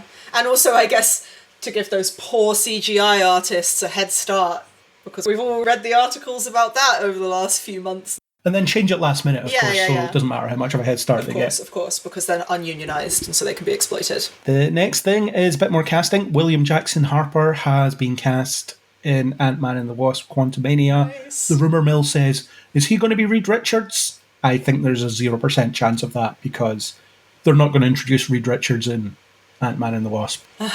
He was cast well into filming, so he'll be some minor-ish role that'll have a prominent fixture at some small part of the film, probably. I can understand not thinking that they're going to introduce Reed Richards in another film, but that kind of last-minute casting while still filming could imply that he's playing a role that's going to be a cameo in this movie and then has a bigger role in some other movie later on. Yeah, I just don't think that's how they'll do Reed Richards. I think there'll be some bigger event that announces the cast of Fantastic Four. It's like in WandaVision, where they assumed that Monica's friend was going to be Reed Richards. Then it was just someone. Oh yeah, people got themselves in such a twist over that show, didn't they? I was just watching it and enjoying it and going like, oh, this is fun, it's creative, they're getting to have a lot of fun with different sets and costumes and concepts and themes, and then on the internet people are just like, it's Mephisto! Mephisto's in WandaVision, he's the bee on the wall, and I'm just like, what is happening? And then people get disappointed because their theories don't come true. Yeah, it was so weird. I was just like, I feel like you have set yourself up for disappointment here rather than them actually having done anything wrong. Yeah, the show never suggested it was going to do this, so that's just your problem, not theirs.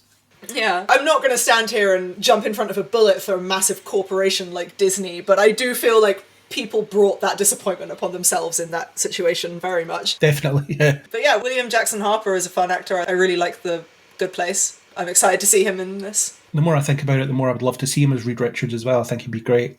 That's the thing. That's one of the actors people have sort of fan cast as Reed Richards a lot. And they did bring in, I'm completely forgetting his name, the guy who was in The Office. John Krasinski. Yeah, they did bring him in to Doctor Strange too. So it feels like it could line up for him to be Reed Richards, but I also see what you're saying about they'll probably make more of a fanfare of it. Although I will say, for me personally, I've never really been hugely into the Fantastic Four, so I don't really understand why everyone is so hyped about the Fantastic Four. There are so many other characters I would rather see. Is this based on comic knowledge of them or just previous film knowledge of them? Just, they were never really a superhero group that I found super appealing. I watched the movies when I was a kid and they were kind of odd. I don't really remember much about them now. I like the two Chris Evans ones. Oh yeah, there was the other one, wasn't there? Oh my god. The Miles Teller one, yeah, that's awful.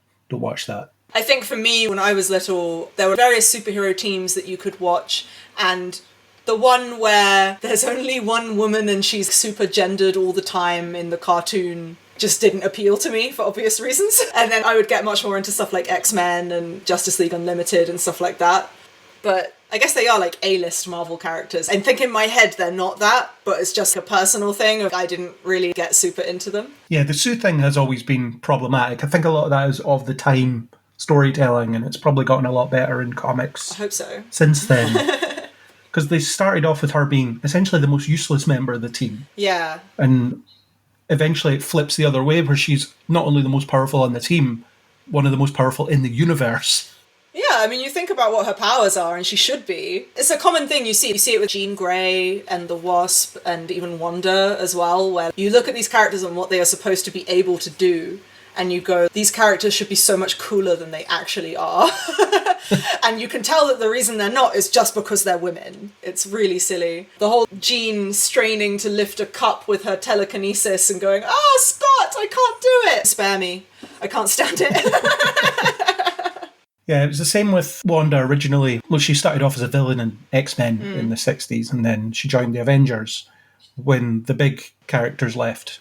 It was Captain America leading a team that was her, Quicksilver, Hawkeye, Black Widow. Other people rotated in and out, but at that point she could essentially just trip people up, Yeah. more or less. There was some weird probability-based power that she had, and now she can just create her own universe or something. She can do whatever she wants. So much cooler. I still have a lot of issues with how she's being portrayed in the movies, but at least they have finally acknowledged how powerful she actually is. Although she was never not powerful in the movies. Yeah, they just had that whole thing of because she's a woman, we can't show her being too powerful, and when she is powerful, there has to be this volatile, emotional thing behind it. It's a very gendered thing that you see with female characters with superpowers. And they did play into that in WandaVision, but I felt like it was more nuanced in WandaVision than other times it's been showed. And then in Doctor Strange 2, they were just like, fuck all of that.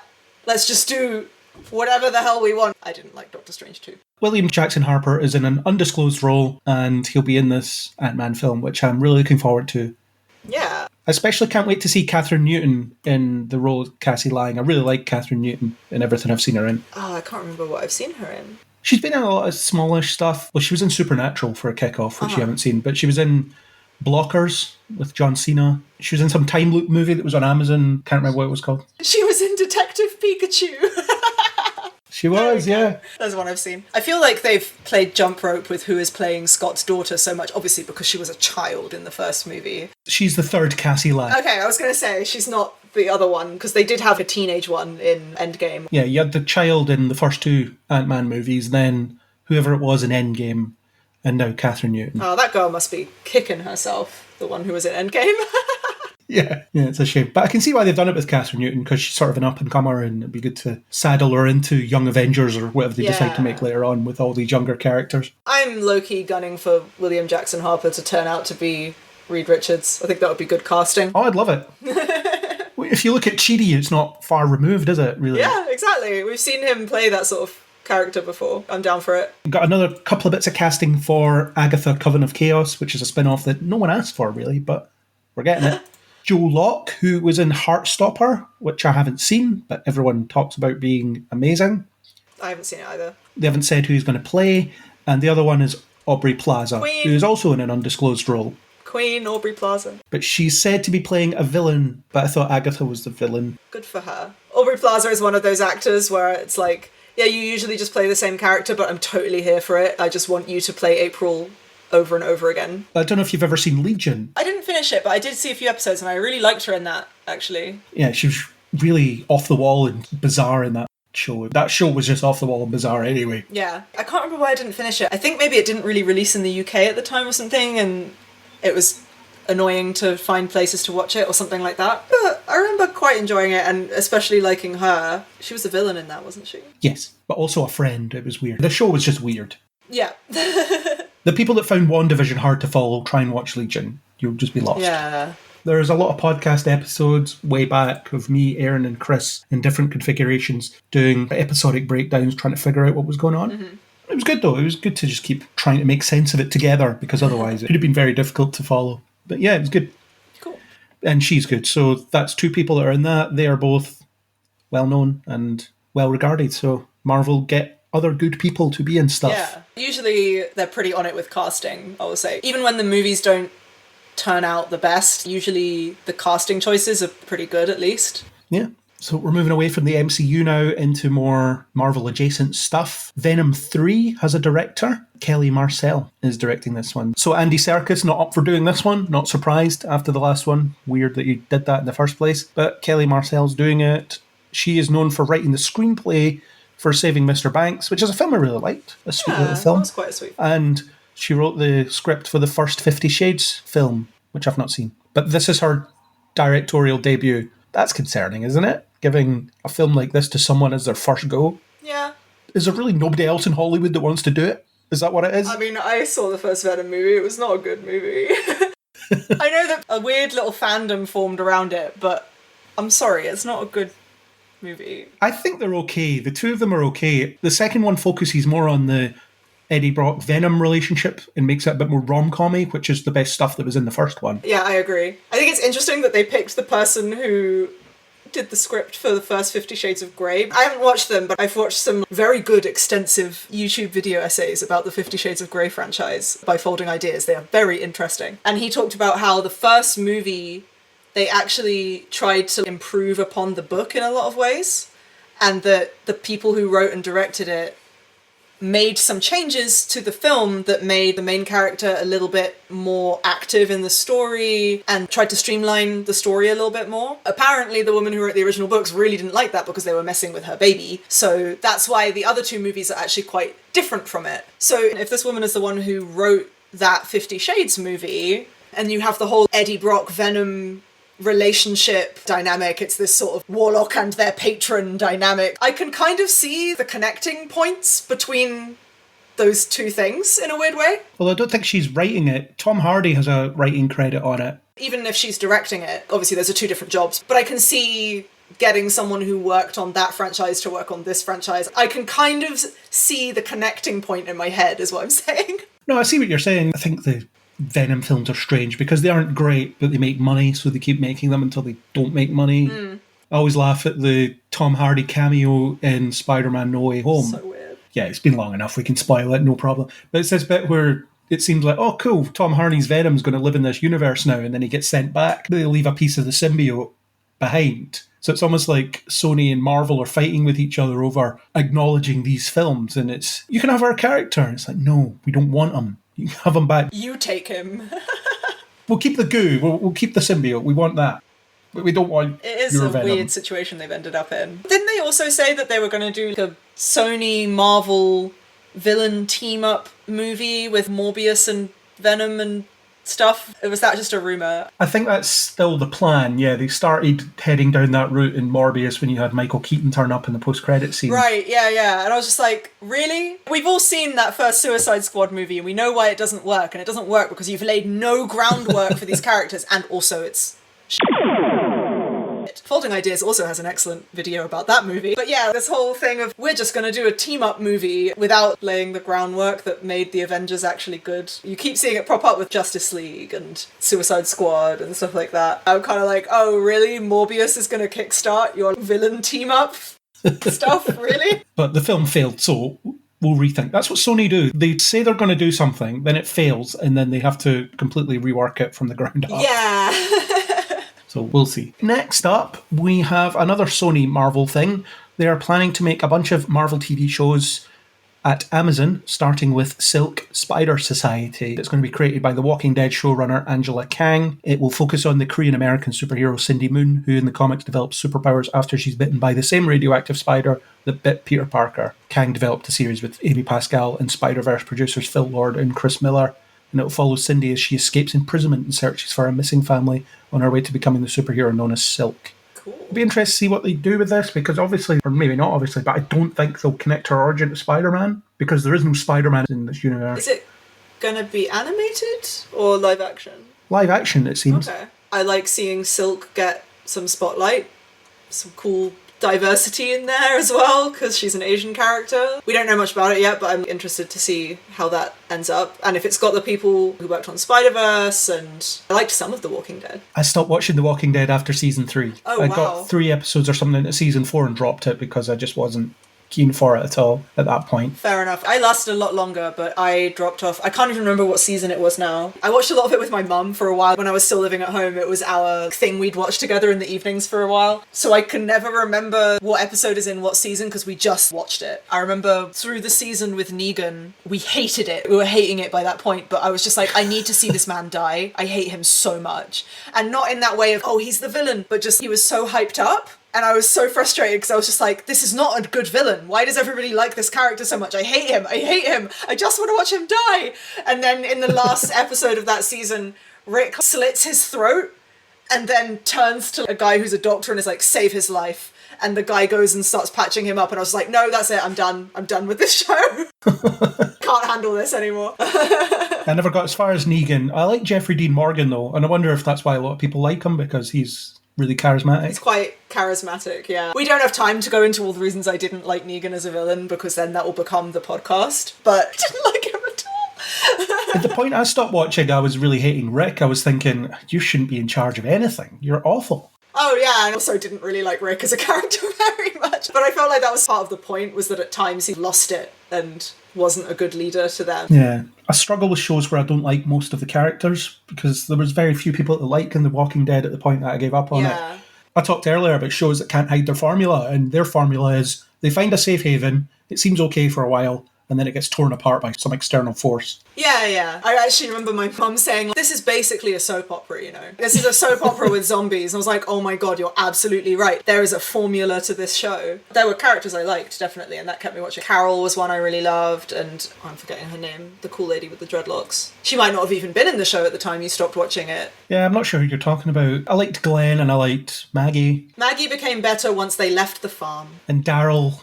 I always liked Daryl. But yeah, in season 1 there's a lot of characters to hate as well. But I feel like that's sort of the point, the tension of the group of trying to survive when people are acting like dicks, and how you manage that. That can be interesting sometimes.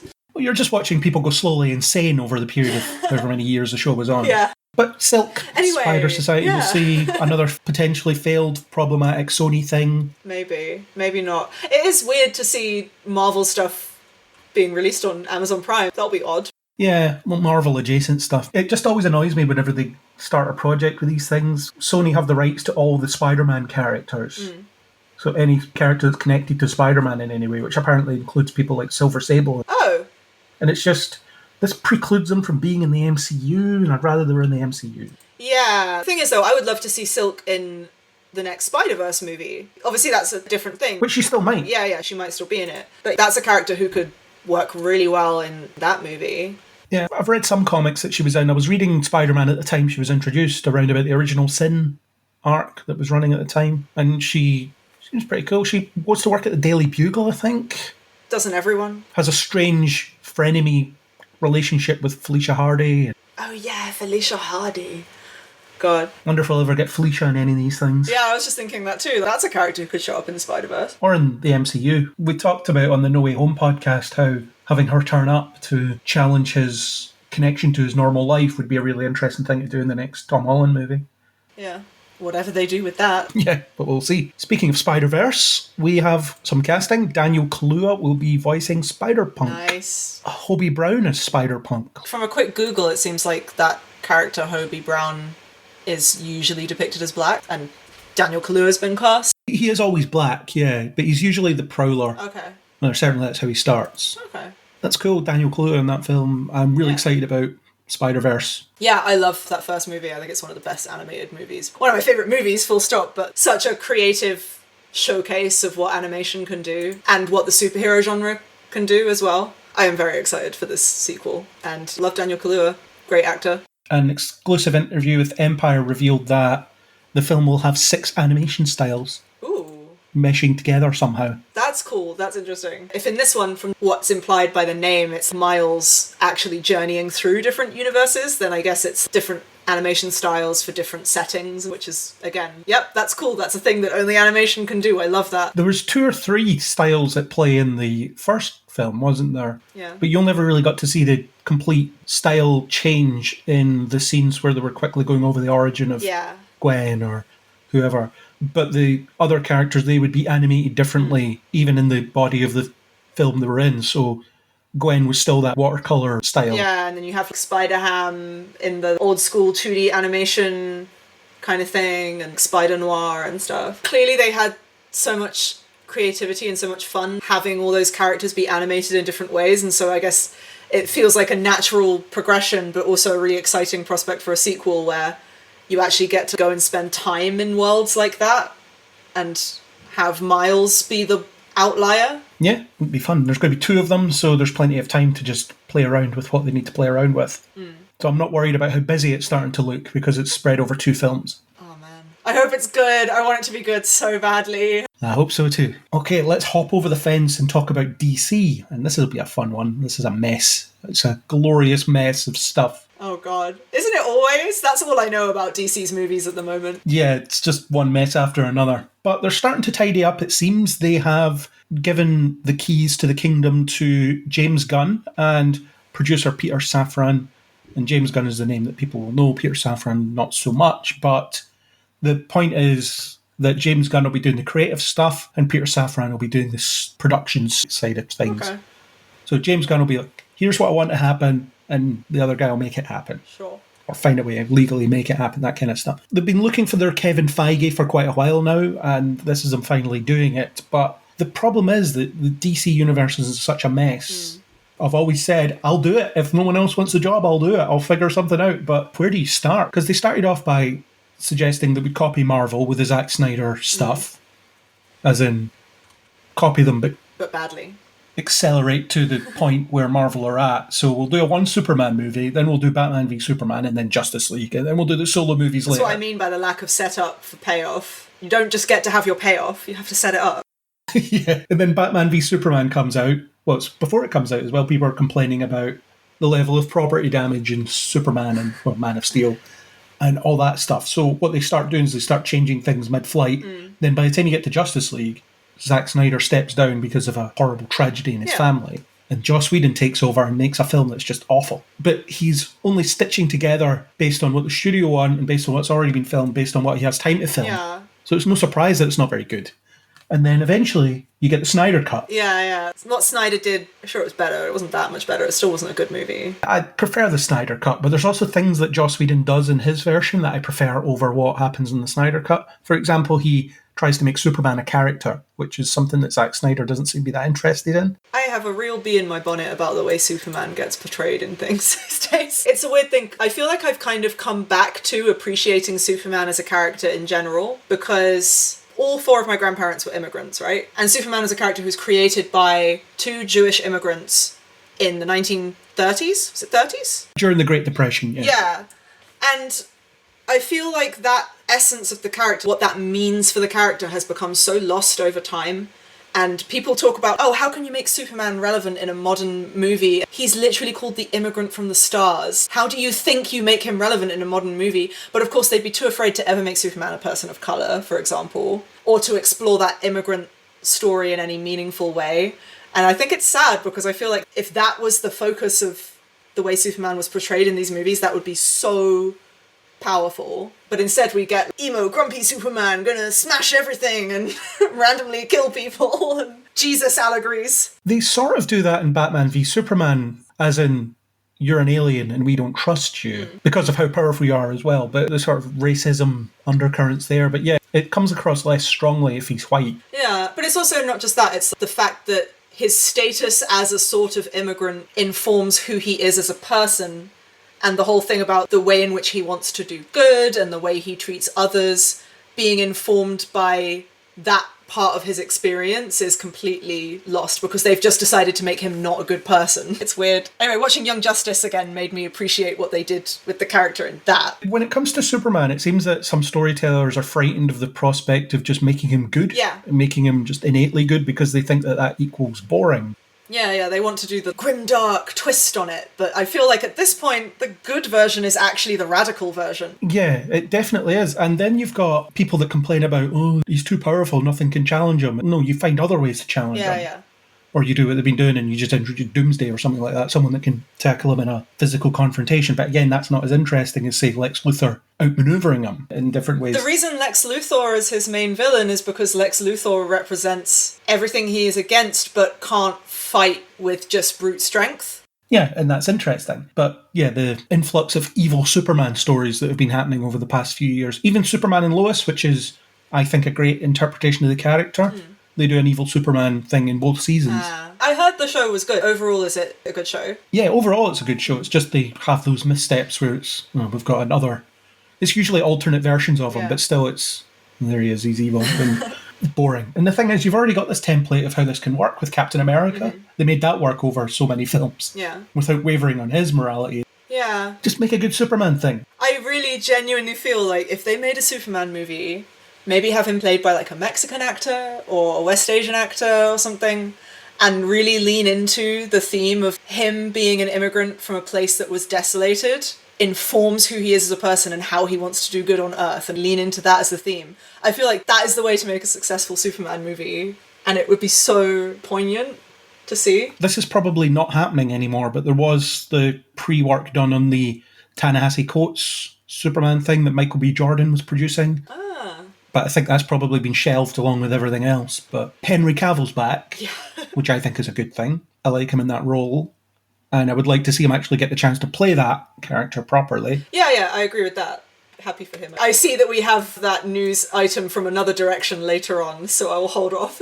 Yes. But these two running the show seems on the surface to be a good idea. But the question is, what are they going to do? Are they going to do a connected universe? In which case, does that mean that everything that's coming out over the next year we can just ignore? Shazam, not important because it's not part of whatever they're going to do next? Or are they going to go down the whole, we're just going to make individual films and then connect some of them route? Or are they going to try to form connections between, like, salvage what's already happened? Yeah, but that won't work for me because I don't think Robert Pattinson's Batman would believably interact with Superman or Shazam or anybody else. Yeah. Because I think that film is so singular in tone that if you start introducing flying aliens, it won't work. It just wouldn't make any sense. Sure. That's the thing. They clearly see what Marvel have done. I've said this for years about DC movies. What seemed to happen was that they saw how successful Marvel was at building up to that first Avengers movie and how groundbreaking that was and how successful that was. And they went, oh, we want to do that too. But they rushed to get there. They didn't lay the groundwork. That Justice League movie is just full of characters we've never met before and don't care about. And even the ones we have met, there's just not a lot of groundwork there for their reasoning to be in a team together. They rushed into it. And it's a mess, and for me personally, I don't really like the overly gritty, grim, everything is sepia and muddy and brown tone of a lot of those DC movies. So it just doesn't appeal to me personally, which is fine. Everything has to appeal to me personally. But I do think that when you're making a Superman movie, or a movie with Superman in it, that Superman is there to represent joy and hope, and so to have him just in his muddy brown costume... It feels off. They could just course change entirely and go like, okay, we're going to make DC movies that aren't necessarily all connected, but they can have their own individual tone that is suited to that character in that world. So like that Batman movie, that is a standalone movie that has its own tone and its own thing going on. And then you can make a standalone Superman movie that has its own tone and its own thing going on. They don't have to clash with one another tonally or in a movie where they're fighting for some reason. And that would allow them to explore more characters, and they could do more grounded, down-to-earth stuff and have like a Green Arrow and Black Canary movie or something like that, and then still get like, the big Superman stuff and the big Batman stuff, but we could have some new characters getting the spotlight. Yeah, and they have all these things that they need to figure out what they're going to do with. Are they going to play with the Elseworlds thing or not? As in, the Batman, will that continue on its own continuity until they decide to stop doing it? The Joker movies, for example, as well. Yeah. You couldn't put that Joker in those Batman movies because there was already a Joker in that film. Yeah, it's so weird. The whole Suicide Squad and Joker thing was just so bizarre to me because I'm like, this fundamentally has to work on the idea of people knowing who these characters are in opposition to, and you haven't introduced the characters who they're in opposition to. It's so weird to me. That's why that Suicide Squad movie doesn't work. Well, there's other reasons why that Suicide Squad movie doesn't work. The second one does. I've heard the second one is a lot better, yeah. Oh, it's way better. But yeah, that first one, it's that same thing again of no setup. They want to do their villain team-up movie, but they haven't introduced those villains in movies with other superheroes. They haven't put in the groundwork. That's why you spend an hour introducing characters. Yeah, my god. And then what you had was the DC films struggling along to try and do something, and then you look at the Arrowverse on TV, and they're just nailing it. They just worked their way up to having their own Justice League on TV, and it was completely earned, and it worked really well. It's a huge mess, so it'll be interesting to see what James Gunn decides to do with it. And then you've got the other side of it where you've got The Rock that seems to think that Black Adam is the start of something amazing. Oh, babe. And now that hasn't made any money, so that's not happening now. Because there was chat about Dwayne Johnson and James Gunn were arguing over the direction of the universe. So I was wondering, are we going to get the Rock DC universe and then the James Gunn DC universe? Look, The Rock is fun in a lot of movies, but I don't know about that. Black Adam was not good. I haven't seen it, but yeah, that's what I've heard. It's not good. The funniest thing is the CEO of Warner Brothers is talking about a focus on franchises, and the great quote here from this article is, he says, "We haven't had a Superman movie in 13 years. We haven't had a Harry Potter movie in 15 years. Two statements that are completely untrue." Right, yeah. Man of Steel was, 2013? So that was less than 10 years But also, ago. Superman has been in other movies. They just weren't solo Superman movies. And there have been Harry Potter movies, they're just not Harry Potter movies. Well, even the last Harry Potter movie was less than 15 years ago. Oh, was it? Okay. Time means nothing to me. It just seems like we're back on this train of nobody knows what they're doing. Yeah, they just want to have the cake before baking it. Yeah, and the CEO, David Zaslav, wants to focus on these franchises that he doesn't even know when the last one was released. Yeah, that is pretty worrying. But I suppose that's why you have James Gunn. Yeah, at least James Gunn seems like he can inject some fun into these movies. Guardians of the Galaxy is a really fun movie. Guardians was the first Marvel movie to star characters that no one had heard of, basically. It was considered a risk by some. Yeah, it was considered a huge risk. Obviously, people had heard of the characters, but they were very obscure comic characters that the general movie-going audience wouldn't have heard of. Even Iron Man, when that first Iron Man movie came out, he wasn't an A-list Marvel character, but more people had heard of him than had heard of Guardians of the Galaxy. I think people forget it was considered such a huge risk, and how big it was when it came out, how much of a success that was. A large part of that is up to the way James Gunn directed that movie. So I feel like if anyone can do it, I feel like he's got a good shot, but he's been left with a big old mess to clean up. Yeah, he knows the territory really well. And I think he'll be able to come up with some direction, but I think there's a decision to be made on what you do with the stuff you have already, because we've got sequels to Aquaman, sequels to Shazam and so on coming out over the next couple of years. Yeah. And I would hate to see this version of Shazam abandoned completely, because I loved the first one. Yeah, that was one of the DC movies I thought was actually fun. And same with Aquaman. I like that version of Aquaman, so again, I don't want to see that binned off. The thing is, you can have a selection of movies that don't take place in the same universe as other movies, and they could do a Justice League franchise that is its own contained thing with different cast to the other stuff. Bring back Justice League Unlimited. There's also with the Henry Cavill Superman, there's already delays in using the character, which is hilarious because it was just such a big announcement at the time. We're back at this again. We're back at, what are you up to, DC? There's also the whole HBO Max snafu. Didn't a bunch of DC related stuff get axed in that? So there's obviously the Batgirl movie that was the headline of that. The Batgirl movie was basically all but finished and then just got axed at the last minute. Yeah, for tax reasons. Yeah. And then didn't Young Justice get cancelled again? There's no decision on Young Justice yet. All right. So it's in limbo, as it always is. God, that poor show. It's such a good show, and it doesn't deserve... I swear it's been cancelled like 80 times. It doesn't deserve it. A lot of properties and movies and stuff were affected by that. But I feel like there was a lot of DC stuff, as well as those two, that might have gotten caught up in that. So there's that to contend with as well. Yeah, well, Batgirl was very publicly binned off, and then there was a Scooby-Doo movie that was completely finished, fully animated, that they're just not releasing for the same reasons. And then they haven't explicitly announced it, but I can imagine that a lot of the other projects that were announced by DC over the last few months, some of which I was really excited about, stuff like the Ta-Nehisi Coates Superman thing that might have focused on Val Zod, but we don't know,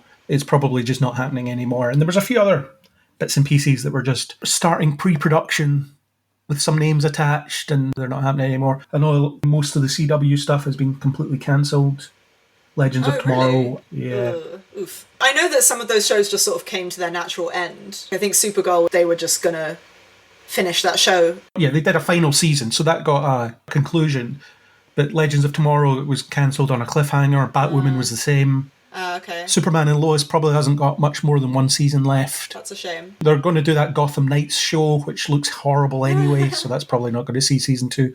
But the CW has been sold off as well, so they're changing a lot of how they do things, so I don't think a lot of those shows will survive anyway. Yeah, that's true. I really feel like it's a shame about the Batgirl movie, because I would have loved to watch that movie, because I know that the two guys who directed it are the directors of the first and last episodes of Miss Marvel, which I thought were the best episodes of Miss Marvel. And I would have loved to see what they did with Batgirl of Burnside, because when you think about the tone of Miss Marvel as a character, and then you think about what those directors brought to that character, the other character that so naturally fits that for me is Batgirl of Burnside. So I feel like it's just perfect, and such a shame. I feel bad for them, actually, more than anything. And that was going to be one of the Michael Keaton appearances as well. Yeah. And then there's things like Zaslav said, there's not going to be 4 Batmans from now on, so I wonder which one they're getting rid of. Michael Keaton, probably. The Flash movie will still come out because they spent so much money on it. Oh my god, just let it die! But that's the one that's going to be completely irrelevant, because I think the whole purpose of that movie was to reboot the universe and start again. But Ezra Miller won't be involved after this, probably. Yeah. But it's a big shame, because it looked like their version of Supergirl was going to be really cool. Oh, is Supergirl going to be in that? Yeah. Oh, man. I forget the name of the actress playing her, but yeah, she was going to be in it. The whole Ezra Miller thing as well, you have to cut the tie. Come on, this person is doing some awful stuff. I feel like it's just kind of shameful that they're still trying to push for that movie to get released, when you consider the fact that they just axed the Batgirl movie starring a woman of colour, directed by 2 men of colour, for a tax write-off, and yet this white person is just doing this awful, awful stuff, and they're still going like, but we've got to release their movie. It's not a good look. It's really not a good look. And the last thing that's happening at DC is something that seemed to be going ahead quite well, was this Green Lantern series on HBO Max. They've retooled it. The showrunners stepped down. I don't think they've appointed a new one yet. And they got rid of Finn Wittrock and Jeremy Irvine, who signed on to play Guy Gardner and Alan Scott, respectively. I think that Alan Scott was going to be a gay character as well, as he is currently in the comics. So it's being retooled to just follow Jon Stewart. I mean, I love me some Jon Stewart. Who's a great version, yeah. The show was going to be called Green Lantern Corps. Yeah. And it was going to focus on the 3 characters, and then you had the wider Green Lantern Corps as well. So it sounds like it's just going to be some weird Earthbound thing with a small budget. Oh. With some constructs. Well, that's what I'm reading into this. They haven't exactly said, but they're going back to the drawing board. But instead of what they were planning before was this big galaxy hopping, you'll see all the weird and wonderful shapes and sizes of Green Lanterns. Now it's just going to be Jon Stewart. It suggests to me that it's just going to be on Earth. They could be starting off with the first season being more low-key and being on Earth to keep it a smaller budget at first, and then maybe if it's successful they'll go to the wider universe hopping stuff. Yeah, I was just kind of excited about the big scale everything. This is really the first I've heard of it, and I immediately go, oh, a Green Lantern series where we get to go to different planets and see different members of the Green Lantern Corps. There's so much scope there for interesting stuff. Yeah, that's a shame. But I do like Jon Stewart as a character. I grew up on Justice League and Justice League Unlimited, so Jon Stewart is my Green Lantern, and I feel like having a show revolving around him would be really cool. Love me some Kyle Rayner too. Can we get some Kyle Rayner in there too? It seemed like the show, as it used to be, was going that way, but now it's not. That's a shame. At least it's not Hal Jordan again. I don't think he was even in the original iteration of the show. It probably won't get made, so maybe not even worry about it. Oh man. Well, that's DC, so have I successfully summed up the mess that DC is? God, yeah. I knew that so much messy stuff was going on, but I hadn't read in detail into what was actually happening currently. That's a big old mess. It's a glorious mess, yeah. Let's hop over to Star Wars. So we talked earlier about the possibility of some derivative fan servicey things, but this one seems more interesting. It's The Acolyte. They've announced a lot of the cast for it. I think it's supposed to be the start of the rule of two for the Sith and things like that. Yeah, it's a mystery thriller that will take viewers into a galaxy of shadowy secrets and emerging dark side powers in the final days of the High Republic era. Sure. A former Padawan reunites with her Jedi Master to investigate a series of crimes, but the forces they confront are more sinister than they ever anticipated. So it sounds like it'll be someone sort of descending into evil, which is classic Star Wars, really. But you've got Amanda Stenberg in the lead role, and she is great in what I've seen her in. Manny Jacinto's in it, to talk about The Good Place. Yeah, oh my god, and Lee Jung-jae, Daphne Keane, this is a pretty stellar cast. Carrie-Anne Moss down there too. This one stands the least chance of just pointing at you and say, hey, remember that guy? Yeah, definitely. Looking at it just from the perspective of who is in this cast, I'm like, damn, that's a good cast. I don't know if I can see Manny Jacinto outside of Jason, though. I think that's burned in my brain. I know! You have to think, though, that when actors play characters like that, I'm often going, I really want to see you play a serious, dramatic role, just to see the contrast. Because often when people have to play characters like that who are just so over the top, you often have to be a good dramatic actor to pull that off in a way that doesn't just come across as slapstick. And there was depth to that character as well. So yeah, I'm definitely, intrigued yeah, to see him in something else. But he never got over that sort of brainless quality that he has. Yeah. Yeah, so it'll be interesting. I know people have seen him in other roles. I haven't. I've only seen him in that I can think of. I think I might have seen him in a small role in something, but I can't think what it was. Yeah, this is Amanda Stenberg, Jodie Turner-Smith. Oh yeah, seems like a cool cast. I'm sure this will be a Star Wars show I'll start watching and then not finish. Well, you never know. It might be captivating. Maybe. I'm hoping more like Andor in terms of what it's going for, and we're just going to tell a story. Yeah. And a good story. Yeah, the premise seems like it could be fun. It's from the showrunner of Russian Doll, which is a show that I started watching and didn't like, but lots of people like I it. watched the first season. I know a second season came out. I haven't watched it yet, but I liked it. I like shows that get all weird like that. I'm intrigued. I still need to watch Andor. I've been told it's very, very good. Maybe I'll watch Andor and then maybe I'll check this out. There's plenty to choose from, that's for sure. There's so much Star Wars. More Star Wars than there's ever Too been. much Star Wars, one could say. Says the fan of Star Trek. Yeah, I'm team why not both. I don't discriminate. Oh, yeah. The whole Star Wars versus Star Trek thing is ultimately very, very silly, and I don't buy into it. I just mean because Star Trek has so many shows at the moment, and I actually watch most of those, but then I'm always going, there's too many Star Wars shows, I'm not going to watch them. I don't have time to watch all these Star Wars shows because I'm watching all the Star Trek Exactly, shows. yeah. That's the issue. Oh, sounds like the TARDIS is coming, so if you want to amuse yourself for a few minutes while I discuss with Isaac about the Doctor Who thing once he lands. Of course. Oh, here's the TARDIS again. That means Isaac's here for more Doctor Who news. Making a habit of this, just dropping in. I know. Well, that's because Doctor Who's popular at the moment. The TARDIS doesn't give you a choice, it just drops you off every now and again. Now you have to do this. Yeah, it's just throwing me back. It's constant. It knows where and when you're needed. Exactly. It's not long since we talked about Doctor Who. We recently did our chat about the Power of the Doctor, that episode that recently released at the time of recording. That's only just gone up a couple of weeks ago, so give that a listen to if you haven't already. And we cover some of what we're going to talk about here, but it's kind of the earlier stages of what we're talking about here. So we recently got a companion announcement, which is the first thing we'll talk about. She is going to be played by Millie Gibson, who was apparently in Coronation Street, so a bit like Jenna Coleman coming from Emmerdale. Yeah, coming from soaps seems to be pretty standard. I think Tosin Cole and Mandip Gill were in Hollyoaks, or one of them in the old days. I think it came in from soaps as well, so it's where they all come from. What was it, Adam in the first season? He was from one of the soaps. Was it Adam? Oh yeah, Adam, the sort of one-off guy. Who was in it for 2 episodes and then the Doctor hated him and left him behind with a hole in his head. Exactly. Oh, they never came up again. It's just been left. I'm sure he's not invited to the companion support group. No. So yeah, we have Millie Gibson, who will be playing Ruby Sunday. Yes. You could easily get those names round the other way, and you would think the actor could be Ruby Sunday and the companion name Millie Gibson, but it's this way around. It's a bit of a weird, dumb name, isn't it? Ruby Sunday. I mean, they're all a bit, and there was like Amy Pond and Donna Noble, and Ruby Sunday just kind of fits in. Usually with these things, the surname isn't really that important. They're all like Yaz and Tegan and Rose and Clara, and then the surnames are just sort of whatever. Unless it's one of those companions where the Doctor constantly says their full name, you know, like Rose Tyler. Oh, occasionally I come along Pond or River Song. But she seems excited. It was announced on a British charity thing called Children in Need. She came out and she was gushing about it. She is 19 years old. No, 18 years old. Yes. Which means, and I looked this up, she turned 1 when Christopher Eccleston regenerated into David Tennant. So anybody who really wants to feel old, just process that for a minute. Let that sink in. We have a little bit of information about the character, not much. We know that she is contemporary, essentially standard. No surprise here. Present day Earth. Yeah, present day Earth. I think she's a student. I had what she was studying, but I lost it. It's micro something.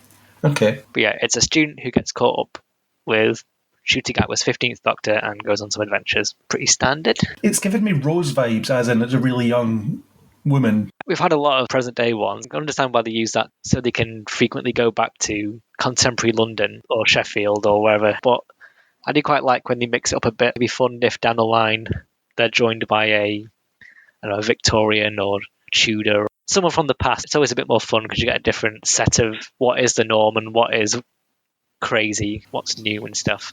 What's highly likely there'll be a extra companion that will appear in the middle of the season. That's usually what happens, isn't it? Usually, yeah. No, I don't think in terms of the modern Doctor Who, we've had a couple of River Song, Captain Jack, etc. from our future, but I don't think we've had any other than some of the various Claras that have been from the past. It'd be quite fun to bring someone from the 1800s in to be like, oh, a phone or ooh, a thingy. But that's just me hoping, really. You've had the one-shot companions that weren't quite human, like Kylie, for example. She was an alien that looked exactly like a human. Yeah, but this is more a thing of the 60s and 70s and 80s where you have people come in and then they see them evolve and modernize as they travel. They may start out as Vikings or chimney sweeps or something, but then you guys spend time with them and they travel with the Doctor and they see the different things and they kind of become more contemporary. That's always quite a fun dynamic, but I suppose we'll see. Yeah, I was hoping the Victorian governess version of Clara would have been the base one. I vaguely remember that one, the Christmas special one, the Snowman. With Ian McKellen voicing the Supreme Intelligence. He was. And then they got Richard E. Grant. And they got Richard E. Grant to do it. As a side thingy, do you remember Scream of the Shulker, the Richard E. Grant animated? No. In 2003, there was an online story with the Ninth Doctor, Richard E. Grant, and it's called Scream of the Shulker. And I think it had Derek Jacobi as well as the Master. Okay. And I think it would be fun when they introduced the John Hurt Doctor. But you had Richard E. Grant right there. What you could have done is had that online mini-sode animated one as this fill-in-the-gaps one. But I suppose when you can get John Hurt, then get John Hurt, I guess. There's quite a few non-canon Ninth Doctors, isn't there? Because you've got the Curse of Fatal Death that had Rowan Atkinson. There's a few Ninth Doctors going around. I'm sure in comics and books as well. There's millions. Technically, John Hurt is the Ninth Doctor. Yeah, that's like 4 or 5. Something like that. That's plenty. I'm interested that Russell T Davies has essentially went back to how he started in the show with a young woman companion. You say she's a student, so chances are she'll be more innately intelligent than Rose was. Because Rose was a bit useless, to be honest. She didn't know how to do anything. Yeah, when they brought it back in 2005, I think they wanted the most ordinary person meeting the most extraordinary person. And now that we're more aware of the show and we're not having to be as amazed and wowed by the TARDIS being bigger anymore, then they can have a little bit more. During the rest of this, I'll look up what it is that she's studying, just in case that's a thing we can glean. I remember lots of quotes from Russell T Davies where he seemed really proud of the fact that he'd created Rose as a character who worked in a shop. But she works in a shop and now she's travelling the universe. How great is that? I don't know, it's a little bit condescending that you keep bringing it up, to be honest. But yeah, she was proper working class, wasn't she? Yeah, because they were doing more about the family and her mum and was it the Powell estate? The Powell estate, yeah. But yeah, whenever they announce a new company, you're like, okay, cool, we'll see him in the episodes. Did I dream this thing where I read it for the student? I can't find it again. Even the picture of her, it's just her in normal clothes, so it's not her in character. She's just standing next to Ncuti Gatwa and he's in normal clothes as well, unless that is actually just his costume. He just wears that. Super casual. I think they did a mini interview on YouTube. Yeah, I'll put that interview in the show notes. Yeah, I guess we'll find out. Ncuti Gatwa, he is 30. That's his actual age. Obviously, the Doctor is... How old's the Doctor now? It depends if you count Peter Capaldi being stuck in a box for billions of years. Somewhere between some number of thousands and some billion. Yeah. They're still keeping the look secret and stuff, but we know the initial dynamic for the series going ahead. Yep. And there was an explanation that Russell T Davies gave for the clothing regeneration, which is hilarious. He said that he thought it would be in poor taste for David Tennant to regenerate into Jodie Whittaker's clothes because of the whole cross-dressing thing and how that might offend some people. And I was just thinking how ridiculous that answer is because they had the Master do it in the same episode. It's all a bit weird. This might be a case of, I know it is explained in a Doctor Who magazine issue. I think a lot of people are just sort of taken one bit because some people are taking it to not offend anybody. Some were saying they didn't want to give right-wing newspapers stuff to aim at the show. For all we know, it might just be a really simple explanation that's gone a bit wild, but it is weird. It certainly caused a bit of backlash. The right-wing newspapers are already attacking the show for it being super woke anyway, so it doesn't really make any difference. They've been doing that since the show's been on. Yeah, and Russell T Davies himself wrote a story where John Sim was wearing a dress as the master, so I don't really get where he's coming from. It's oddly out of character for Russ T Davies, which makes me think that it could be keeping secret some story reason, which they hid in like the worst way possible by hiding it behind some sort of weird story, or it could have been a simple logistics thing, or maybe David Tennant was like, no, I'm not wearing this. But it's not as if Jodie Whittaker's costume was especially feminine. It's not as if she was wearing a skirt or something like that, and they were going to ask David Tennant to wear a skirt or a dress or something like that. Yeah, no, it's relatively Neutral. It's just a coat and a jumper and braces and stuff. And presumably women's underwear, which the Doctor might just wear anyway, who knows? Who knows? A little earring thing. Sacha Dhawan had it on. He still looked threatening even though he had this funny little earring thing. Yeah, and I hadn't actually noticed the earring until he was wearing it. Someone has done a motion comic on YouTube of that comic strip you were talking about that was in Doctor Who magazine. Yes, I started watching it. I mean, they have to fill a year. Basically what happens is the Doctor ends up back in 1966 at the World Cup when it was held in England and the Daleks invade. This was unfortunately timed to the current unpopular World Cup. So that's 2 current odd slip-ups. Yep. So have you found what Ruby is studying, or is that something that you dreamed? I'm sure I read it. It was one of those things that was on Twitter. So I was sort of following the announcements while at work, and I think it may have just been speculation. All right, okay, that's fine. But if anyone does know out there, then leave a comment. She's playing the companion. She's called Ruby Sunday. They either have or haven't said anything about her, but Millie Gibson herself is very excited. Yeah. So there we go. And we covered the clothing not controversy. Our last bit of Doctor Who news is something we talked about in our Power of the Doctor episode anyway, but the big Disney involvement in the next run of stuff. Yes, Disney Plus will be the new streaming place for the new episodes of Doctor Who once they are aired outside of the UK. This is probably fine. I'm assuming this will mean that things can be simulcast as well, because I know that one of the things that I think people were upset by with the Power of the Doctor is it aired 5 hours later than it had in the US, which meant that all the spoilers were ready to go. Whereas imagine if it's on Disney Plus, they don't have to align with broadcast schedules. So you go on Twitter before it airs and you just see pictures of David Tennant everywhere. Yeah, just everywhere. And it's trending as well. You can't block it. 4K screen grabs. Even if you're trying to avoid it, you'll see David Tennant is trending. He's in it then. Or like Paul McGann's trending. You're like, okay, great. I didn't know to block this, so now I know. I mean, you could just not go on Twitter until you've seen it. I think that's the case. I just don't. It used to be simulcast back in its heyday, wasn't it? When it was at its most popular. I think certain ones were. I think like Day of the Doctor was. But I think for your standard midweek episode, most of the time you just had to wait. Yeah, until BBC America aired it, whenever it was. I can't remember if this was rumour or it was confirmed, but there is going to be a bit of Disney money put into it as well. No, that's confirmed. The budgets are going to be insane. It's going to be like 10 million an episode or something like that. Yes, it's gone up from 2 to 3 million as it was in Flux up to around 10 million, so should look good. That doesn't necessarily follow because you're just giving more work to overworked CGI artists. Could be. So the TARDIS will just be an unrendered box. I would quite like if they just built a really extravagant big TARDIS set. Just use like an episode's worth of money and just build a multi-floored one, a big cathedral. Capaldi's one was the biggest, or it used the space most. I know in the TV movie they spent a quarter of the budget on Paul McGann's TARDIS. They rewrote loads of the script so that it'd take place inside because they were like, we spent all of our money on this giant interior. And then they lost it. No one knows how. It was boxed up to be transferred somewhere and no one knows where it went. But yeah, I think the Peter Capaldi one was pretty big, but I'm not sure which exactly was the biggest. It had the bookshelves and things, didn't it? And yeah, he had his little reading chair.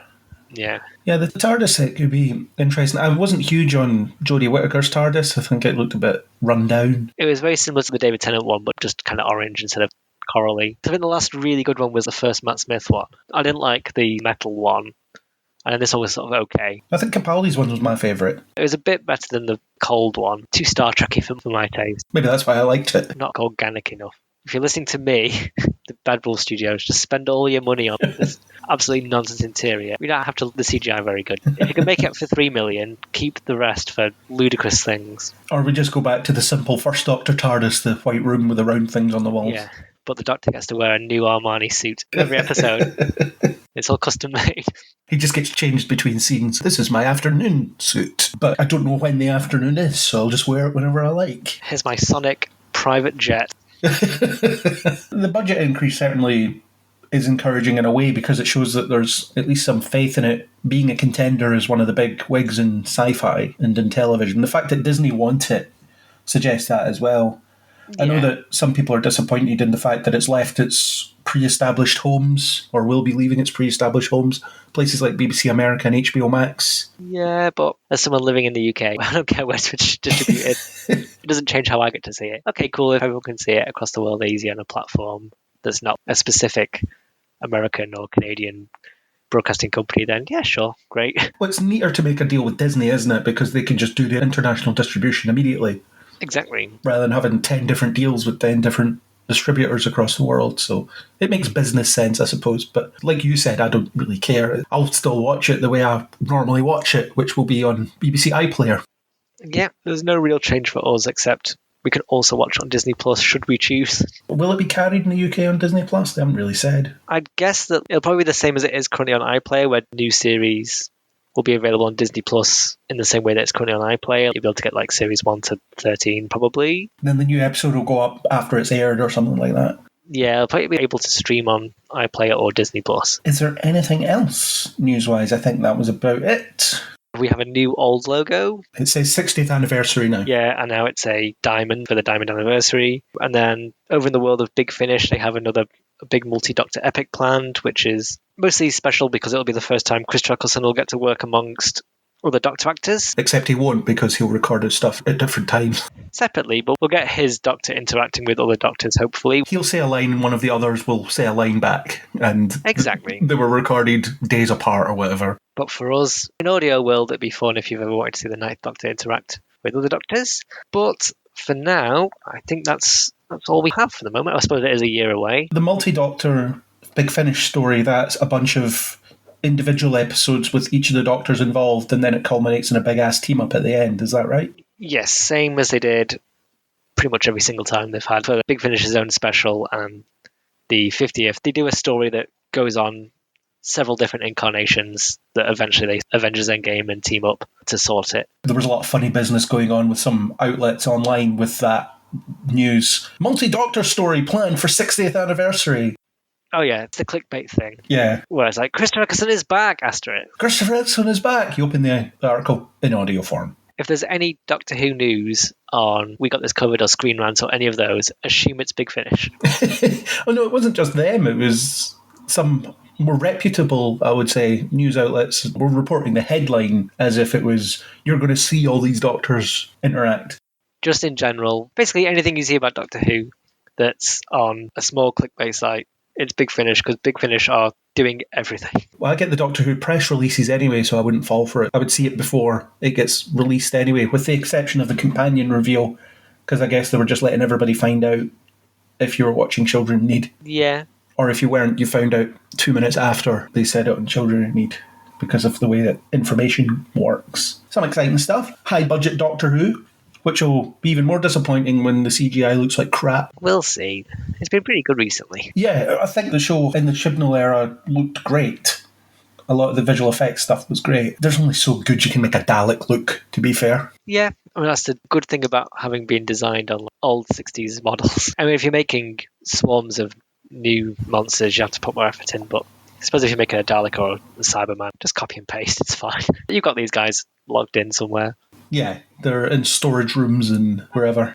Cool, if there's nothing else, I'll let you hop back in your TARDIS to go into the future and find out more news and then come back and tell me at some later point. Yeah, I mean, that's what will be happening for the rest of the year. I'll just drop in and be like, yep. More stuff's happening. We have a trailer, whatever. Bow tie spotted on set. What does this mean? Oh, there was that thing where Matt Smith was at, I think it was London Film and Comic Con. Oh yeah, he said he isn't involved. Yes, which means that he probably is.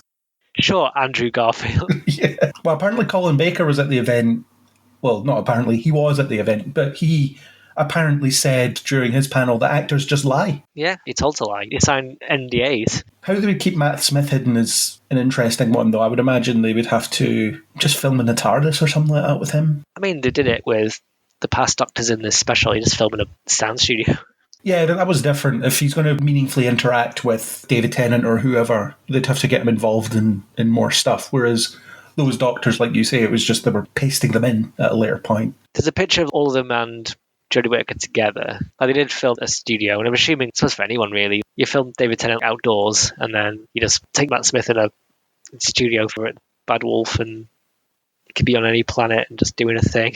Wasn't that picture of all the Doctors photoshopped, though? No, I don't think so. I think they were all just hanging out, as far as I'm aware. The promotional one they released, that was definitely photoshopped, because they were all as you remember them. Oh no, this is one Jodie Whittaker, Peter Davison, Sylvester McCoy, etc., with COVID masks on and green screen behind them and just having a sip. I think they're having like a coffee break or something. Ah, right, okay. Just one of those behind the scenes sort of ones where they'll just feel like in a set. Matt Smith needs a haircut if he's going to come back for the 60th, because he's got his Game of Thrones hair. He's got his Game of Thrones hair. You can have Game of Thrones hair for a story. He'll be playing the 16th Doctor. Exactly. Shooting at what gets announced as the 17th Doctor or the 18th Doctor by the time they get to the end of it. They just go through everybody again. David Tennant will regenerate into Peter Capaldi, and then Peter Capaldi will regenerate into Matt Smith. Who regenerate to David Tennant again. Yeah, that'd be interesting. But cool. That is everything then, I think. Everything. So, yeah, thank you for... Well, I should thank the TARDIS for bringing you rather than you, because I don't think it was your choice. I will let you get back to Issa for the rest of this month's news and rumours and trailers and such. I'll tell her you said hello, even though you've never spoken. This could be the first. Hello, Issa. There you go. It's official.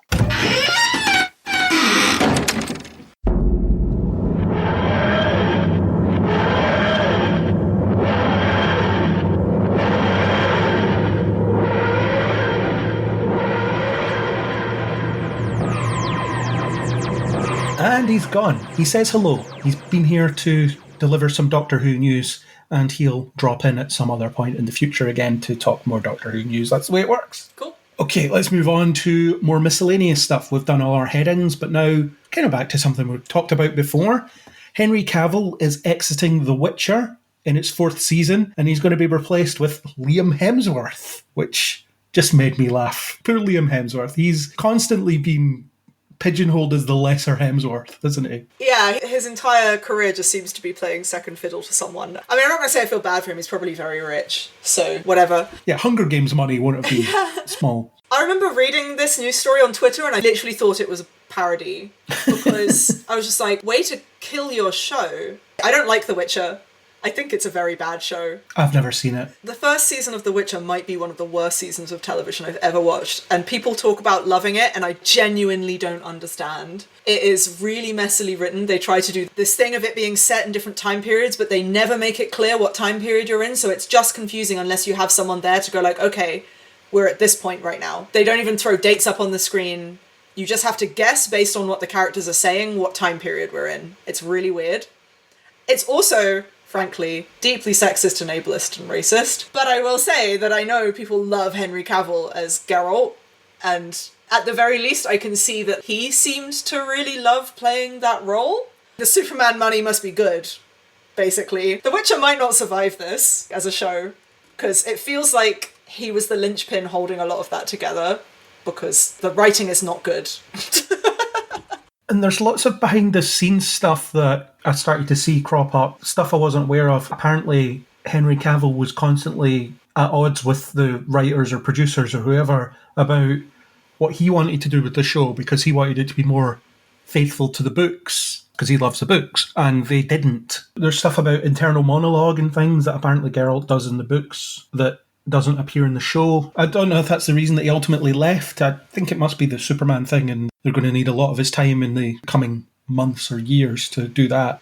Yeah. I mean, it could be a combination of things. It could be that he wasn't happy with the way the show was going, and then he got offered the Superman gig and was like, well, it seems like they're going to let me play Superman the way I'd always wanted to, and this Witcher thing seems to be going down the bogs, so jump ship. Poor Liam Hemsworth.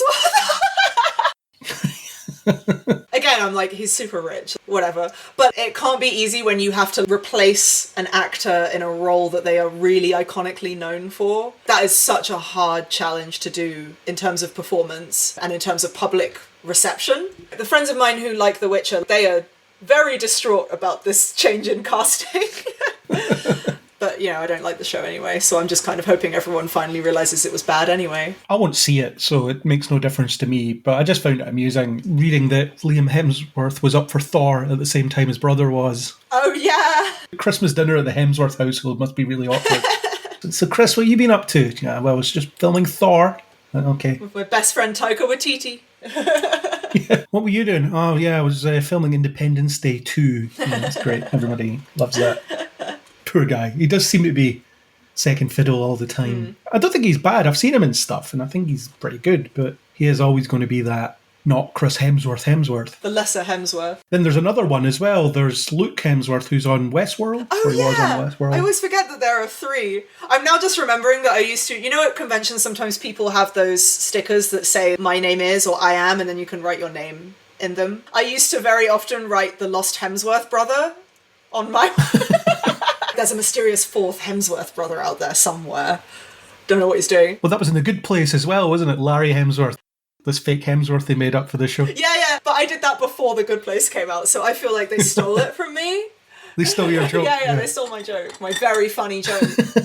So, the final season of The Witcher, it would seem, is going to be starring a new actor. Yeah, the final season of The Witcher. Unless everybody watches it and thinks, wow, this guy's way better. Let's keep going with it. Could happen. We'll see. I did see the main writer for The Witcher, I think it was, talking on Twitter. This really opened my eyes to why the show just really doesn't work for me. The main writer going, I thought it was really interesting to explore the idea of racism from the perspective of elves being discriminated against. And I'm just like, bitch, that is the thing the fantasy genre has done since the fantasy genre existed. You are not original. This show is so bad. Yeah, I'll never watch it. It's fine. I think the only problematic fantasy racism thing that I saw was Bright. Oh god, it's so bad. Really bad. Okay, let's move on. This one's a rumour, so pinch of salt, etc. But Greta Gerwig might be entering negotiations to helm the live-action film adaptations of the Chronicles of Narnia for Netflix. Okay. If that's true, that's a good thing. I know everybody wants to see Barbie. It's the most talked about film ever with no trailer, no nothing, just some set photos. People are going wild for it. I think it's quite sweet because you'd expect that people might just slight it because it's this hyper feminine thing. Of course, there are issues with Barbie in general, but I think it's quite sweet and funny how people have gone, no, we are going to stand for this Barbie movie. Well, I think it's probably going to play with those old-fashioned notions and deliver them in some interesting ways, but who knows, we haven't even seen a trailer yet. Yeah. The films I've seen of Greta Gerwig's I have liked. Lady Bird I thought was a really good movie. I wasn't a fan of Lady Bird. I thought it was fine, but for some reason it just didn't connect with me in the way that it did with other people. Okay.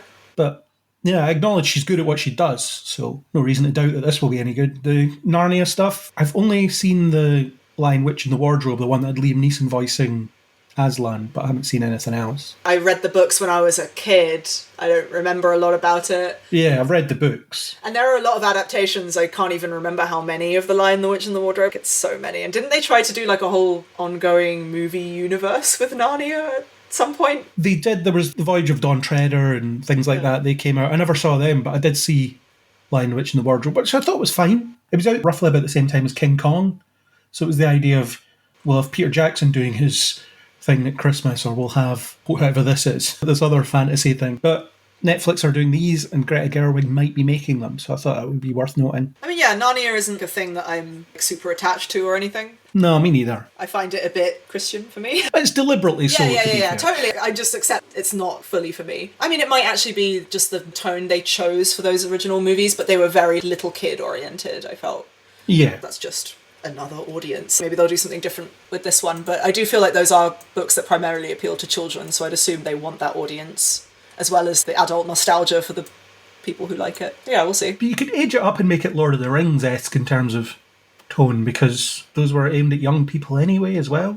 Yeah, it's a bit more, I said Christian. Yeah, that is in there. There's a very overtly religious stuff, which is also, to be fair, a little bit in Lord of the Rings as well. It's very twee, that first movie. I can't remember if the book is like that as well. but there's something a little bit overly sentimental about the children in it that I was just kind of like, ah. The Lion Witch in the Wardrobe movie, it feels a bit watered down Lord of the Rings. Yeah. Even the battles and things are just not as exciting. So, yeah, I see where you're getting from there. And the cast are really young, so it does seem to skew very young in that way. But His Dark Materials TV show, that had a lot of young characters in it as well. And that wasn't like that. It's good. God, I'm now just remembering I started watching that during lockdown and I meant to go back and finish it and I never did. But I really liked what I saw. I thought it was a really good adaptation of those books because those books have not been well adapted on screen before. Yeah, Daphne Keane in there as well, who we talked about earlier. Yeah, she was really good as Lyra. Yeah, I liked that. I should finish that. I watched season 1. I haven't seen season 2 yet. Okay, But yeah. season 1 was great. I loved those books when I was a kid, so I should probably go back and watch that at some point. Yeah, I enjoyed them too. Moving on, back to John Wick. Ian McShane and Angelica Houston are going to be in the spin-off series Ballerina, which is starring Ana de Armas. Ah, okay. So it'll be a ballerina killing people instead of John Wick, I guess. Why? I don't know. Different assassins have different skill sets. So John Wick is a gunslinger. He knows how to use guns and swords and axes or whatever. Yeah, I'm up for Ballerina Assassin. My why was more like, how is that connected to John Wick? How is that not just its own movie? She'll just be another assassin in that universe, and those two characters will be in it, linking it. So yeah, it's a spin-off. I think it's a film, although for some reason I thought it was a TV series. I don't know. I guess the John Wick world has way more lore than I expected. Oh, it definitely does. Yeah, you'll get that if you watch even the first one. If you can get Ana de Armas in your franchise, then do it. Yeah, to be fair, yeah. Ian McShane, you'll have seen in the trailer for John Wick 4. Mm-hmm. And Angelica Houston, she's in maybe the second one? I can't remember. They all just blend together. Cool. That's happening. So Ana de Armas is an assassin. That'll be fun. Yeah, I like the idea of Ballerina Assassin. That sounds like it will lead to some cool fight choreography. Yeah, hopefully the people making it can do it justice and get decent choreography out of it. Moving on, Joseph Quinn has found his next big project. He was Eddie Munson in Stranger Things. He's going to be in Paramount's A Quiet Place Day One, the spin-off of A Quiet Place. Lupita Nyong'o will also be in it. Not much more is known about the project, other than it not being the third film in the series, based on the idea from John Krasinski, who directed the first two films. Okay. I like the Quiet Place movies, but the problem I have with these high-concept horror things is I think they're really great to see once. Mm-hmm. So, A Quiet Place, we can't make any noise. Great. Then you see a sequel to it, and it's, okay, we still can't make any noise. And now you've got spin-off prequels that are still can't make any noise. Yeah, I agree. I think it's a shame that you can't just let a movie be a standalone movie anymore. Everything has to become transmedia, everything has to become multi-platform and have sequels and spin-offs and stuff. For some things, that's fantastic, but for other things, it's kind of nice to have a great standalone movie with a really weird or high concept and just let that stand on its own. Yeah, it's horror, but using sound as the enemy. Great. But we don't need to do it 6 times to make it great. It was fine the first time. And the sequel was diminishing returns as well, so I guess we'll see. This one is going to be directed and written by the helmer of Pig, Michael Sarnowski, which is really good. Pig is the Nicolas Cage film where he's looking for his missing pig. I'm sorry, what? It's not as ridiculous as it sounds. It's basically about removing yourself from society and why it's good to do that. Okay. Why it's good to not be part of the natural way things are done, this capitalism and so on. Nicolas Cage is kind of on the fringes of it, and he goes back into society because someone steals his pig because he has to go find it. It's really good. I would recommend watching it. I'm not explaining it very well. When you say a film about Nicolas Cage looking for his lost pig, I'm just like, oh, that's going to be a chaotic mess. I want to watch that. Then you're like, no, it's this really poignant, really deep movie. It's from the other side of the Nicolas Cage spectrum. It's from the, wow, he's a great actor spectrum, rather than the, wow, this is nonsense. Both are great. He's able to do both. He's one of the rare actors that can do both. Okay. I'm reminded of that line from Community where Shirley is like, if I spent years and years starring in different movies speaking at random volumes, I might eventually win an Oscar. Nicolas Cage is good. I will fight his corner, but I don't think I would have to too hard with most people. I think everybody will see him in something that they'll like at some point. Didn't he voice Spider-Noir? He did. There you go. He also voices a mole in G-Force, which is a film that I actually unironically like. G-Force? It's about a bunch of secret agent guinea pigs. I was going to say, is that the guinea pigs? It's a charming little stupid film. Now on to someone that doesn't have that same kind of versatility, Jeff Goldblum. He's in final talks to join the Wicked musical movies as The Wizard of Oz. I can see it. not really stretching too far there. That sure sounds like appropriate casting, is all I can say. Yeah. Don't know if he can sing, but does he have to be able to? Don't think so. I haven't actually seen a production of Wicked. I just know some of the songs. So I'm not sure what role the wizard plays in it. Been to see Wicked once, but don't remember it well. I don't know if he can sing, but in terms of acting chops and overall charisma and personality, I'm just like, yep, I can sure see Jeff Goldblum playing the wizard in The Wizard of Oz and therefore in Wicked. He'll be the most Jeff Goldblum. Yeah. It's going to be a two-part feature presentation for some reason. I don't know why they're doing two films, but they are. The question is, will Defying Gravity be in the first film or the second one? Because that'll define whether people bother to see both of them or not. Maybe it'll be in both, just to have a selling point for both. Ariana Grande is playing Galinda. Cynthia Erivo is Elphaba. John M. True's directing. And Jeff Goldblum's probably going to be the wizard. Can Ariana Grande act, though? When you're casting for movie musicals, there's the double-edged sword. It's, but can they sing, though? And it's, but can they act, though? Well, I'm not really into Ariana Grande's music as well, so it doesn't really fill me with excitement. Yeah, I could go off on a whole rant about the state of movie musicals, but I feel like we'd be here forever, so I'm not going to do it another time. But I do think it's a shame that people prioritise casting just celebrities instead of casting people who actually know how to perform in musicals. That is a good summation of part of the problem. Moving on, we have a couple of horror things that probably shouldn't be horror things. The director of the upcoming horror film, Winnie the Pooh, Blood and Honey, which is Winnie the Pooh goes on a murderous rampage, essentially. Why not? He's working on a sequel of sorts to Blood and Honey. No, he is just working on a sequel, but he's also developing a twisty take on Peter Pan. This one called Peter Pan Neverland Nightmare. It doesn't say anything more than that. It'll just be, I guess Peter Pan goes on a killing spree. Maybe. So characters like Peter Pan, obviously the Disney version is the most famous one, but that is not the original source of that character. So I'm like, who owns the copyright on Winnie the Pooh and Peter Pan? Because there is no way Disney would allow this to happen. Well, I think the original text of Winnie the Pooh recently went into public domain. Ah, okay, there you go. So that'll be why. Yeah. Disney will own the copyright on their version of the characters, but they don't own the copyright on the story. Yeah, exactly. Because so much of their stuff comes from fairy tales and other stories and stuff like that. I'm looking at the Bambi one, though, and I'm like, wasn't Bambi a Disney original? Or was it not? I don't know. But anyway, yeah, that's the other thing they're doing. It's going to be called Bambi the Reckoning. Bambi seeking revenge for the death of his mother. Sure. Okay, so I'm Googling it, and Bambi is based on a book from 1923, so that must also have some level of public domain access. Yeah. That's why he's using these characters. I wonder if they're cheating a bit because it won't go into public domain until next year or something. Is it not 100 years after the death of the author or something like that? I thought it was something like 75, but I'm actually not sure now that you say 100. I don't know. Anyway, they're doing Peter Pan and Bambi as slasher movies. Sure. Why not? It's a take. Yeah. Why not? My brother has showed me the trailer for Winnie the Pooh, Blood and Honey multiple times. He's very excited about it. I don't know why. Andrew, who's also on this podcast, he's a big horror guy. And he worries that the novelty will be what they try to carry the film on and it'll actually just be rubbish. Yeah, I mean, I can see it being very much like a Happy Tree Friends type thing where it's, oh, look at the cute thing, the thing you're used to being cute and for children, and now it's doing a murder. So we'll see. But perhaps more horrifying is something that Disney are actually making. Disney's live-action Hercules will be more experimental and inspired by TikTok, says producer Joe Russo. And directed by Guy Ritchie, who directed the Aladdin live-action movie, and who cannot direct a musical to save his goddamn life.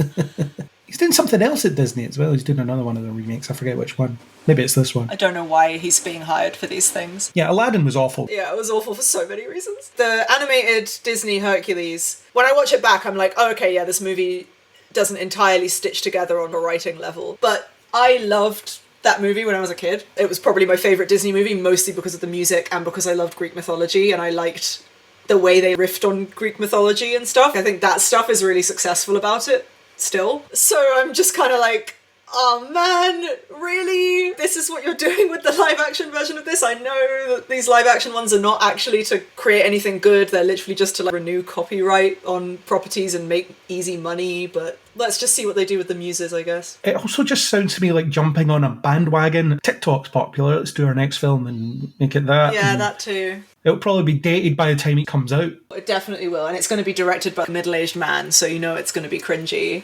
You don't know what the shelf life is on stuff like TikTok. Exactly. With the production of the original animated one, I know that part of what they wanted to do was kind of riff on celebrity status and sports personalities and have Hercules be the Michael Jordan type figure, the scene where they make the sandals and the drinks and stuff based on him. But that didn't fully make it as the main theme of the movie. It was just sort of chucked in there a little bit and wasn't fully integrated. So that's one of the reasons the movie doesn't fully work sometimes. Maybe that's the connecting point, but I'm being very charitable with that interpretation. Okay, so in the 90s it was about Michael Jordan and sports personalities as celebrity and merchandising, and these days maybe the equivalent of that is influencers and TikTok. But that's a very loose connection. I'm being very charitable, I think. Yeah, it doesn't fill me with confidence.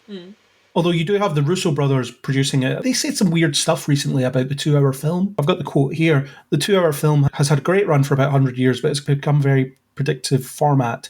It's difficult, I think, to work in it. It's sort of like saying, we all like sonnets, so let's tell sonnets for 100 years. As many ways we possibly can. Okay. But you guys make 2-hour films.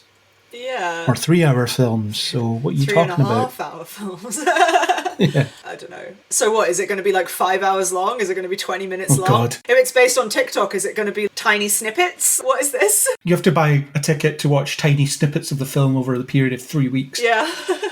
No thanks. But they're still doing those live-action Disney remakes. Great. Yeah, no, they won't stop doing them because they just make a ridiculous amount of money no matter how bad they are. So, shrug. Yeah. Moving on to something I'm a bit more excited about. There's a picture of Emma Roberts who's in a rom-com called Space Cadet. It's just a picture of her with a weird headset on that says Flamingo on it. But it's directed by Liz W. Garcia, who directed The Lifeguard, which is something I have seen. It's got Kristen Bell in it. Pretty good. And it's from her own original screenplay. The film follows Florida party girl Rex, played by Emma Roberts, who turns out to be the only hope for the NASA space program after a fluke puts her in training with other candidates who may have better resumes but don't have her smarts, heart and nerve. Okay, yeah, I'm so into this. It has Poppy Lou, Gabrielle Union, Tom Hopper, Colombian pop star Sebastian Yatra, David Foley, and so on. There's other people in it. I like Emma Roberts. I've seen her in some pretty awful stuff, but she's usually good. I feel like this concept could go a really fun, interesting way of breaking down gendered stereotypes and could be really fun. I like the concept. I hope they do well with it. She's going to be in Madam Web, which is the next Sony Marvel Spider-Man thing. Oh, of course she's Julia Roberts' daughter. Yeah. I was just Googling her, see if I've seen her in anything. I'm just like, yeah, of course she's Julia Roberts' daughter. Another industry child. Nepotism. Nepotism baby, yeah, that's it. But she's actually good. I've seen her in a bunch of things. Doesn't mean they can't be good. Don't know if you've ever seen Nerve. That's a really good film. No, I haven't. It's a film with Dave Franco in it. It's actually quite good. Okay. This will be fun, perhaps. I'll give it a watch because I like when I see her and stuff. It's going to be a Prime Video thing. Okay. So is that a series or a movie? A movie. Okay. I'll probably watch that. Sounds fun. Moving on, Bradley Cooper is going to be playing Frank Bullitt in Steven Spielberg's new original movie based on the classic Steve McQueen character. New original movie based on the classic character. They're putting the character that was once played by Steve McQueen in a new film, Okay. basically. What a roundabout way of saying that. Like James Bond. He's played by someone else, but it's a new film. Ah, I see. Okay. I haven't seen the Steve McQueen Bullitt film, but Bradley Cooper as a lead, you can't really go wrong with it. Yeah.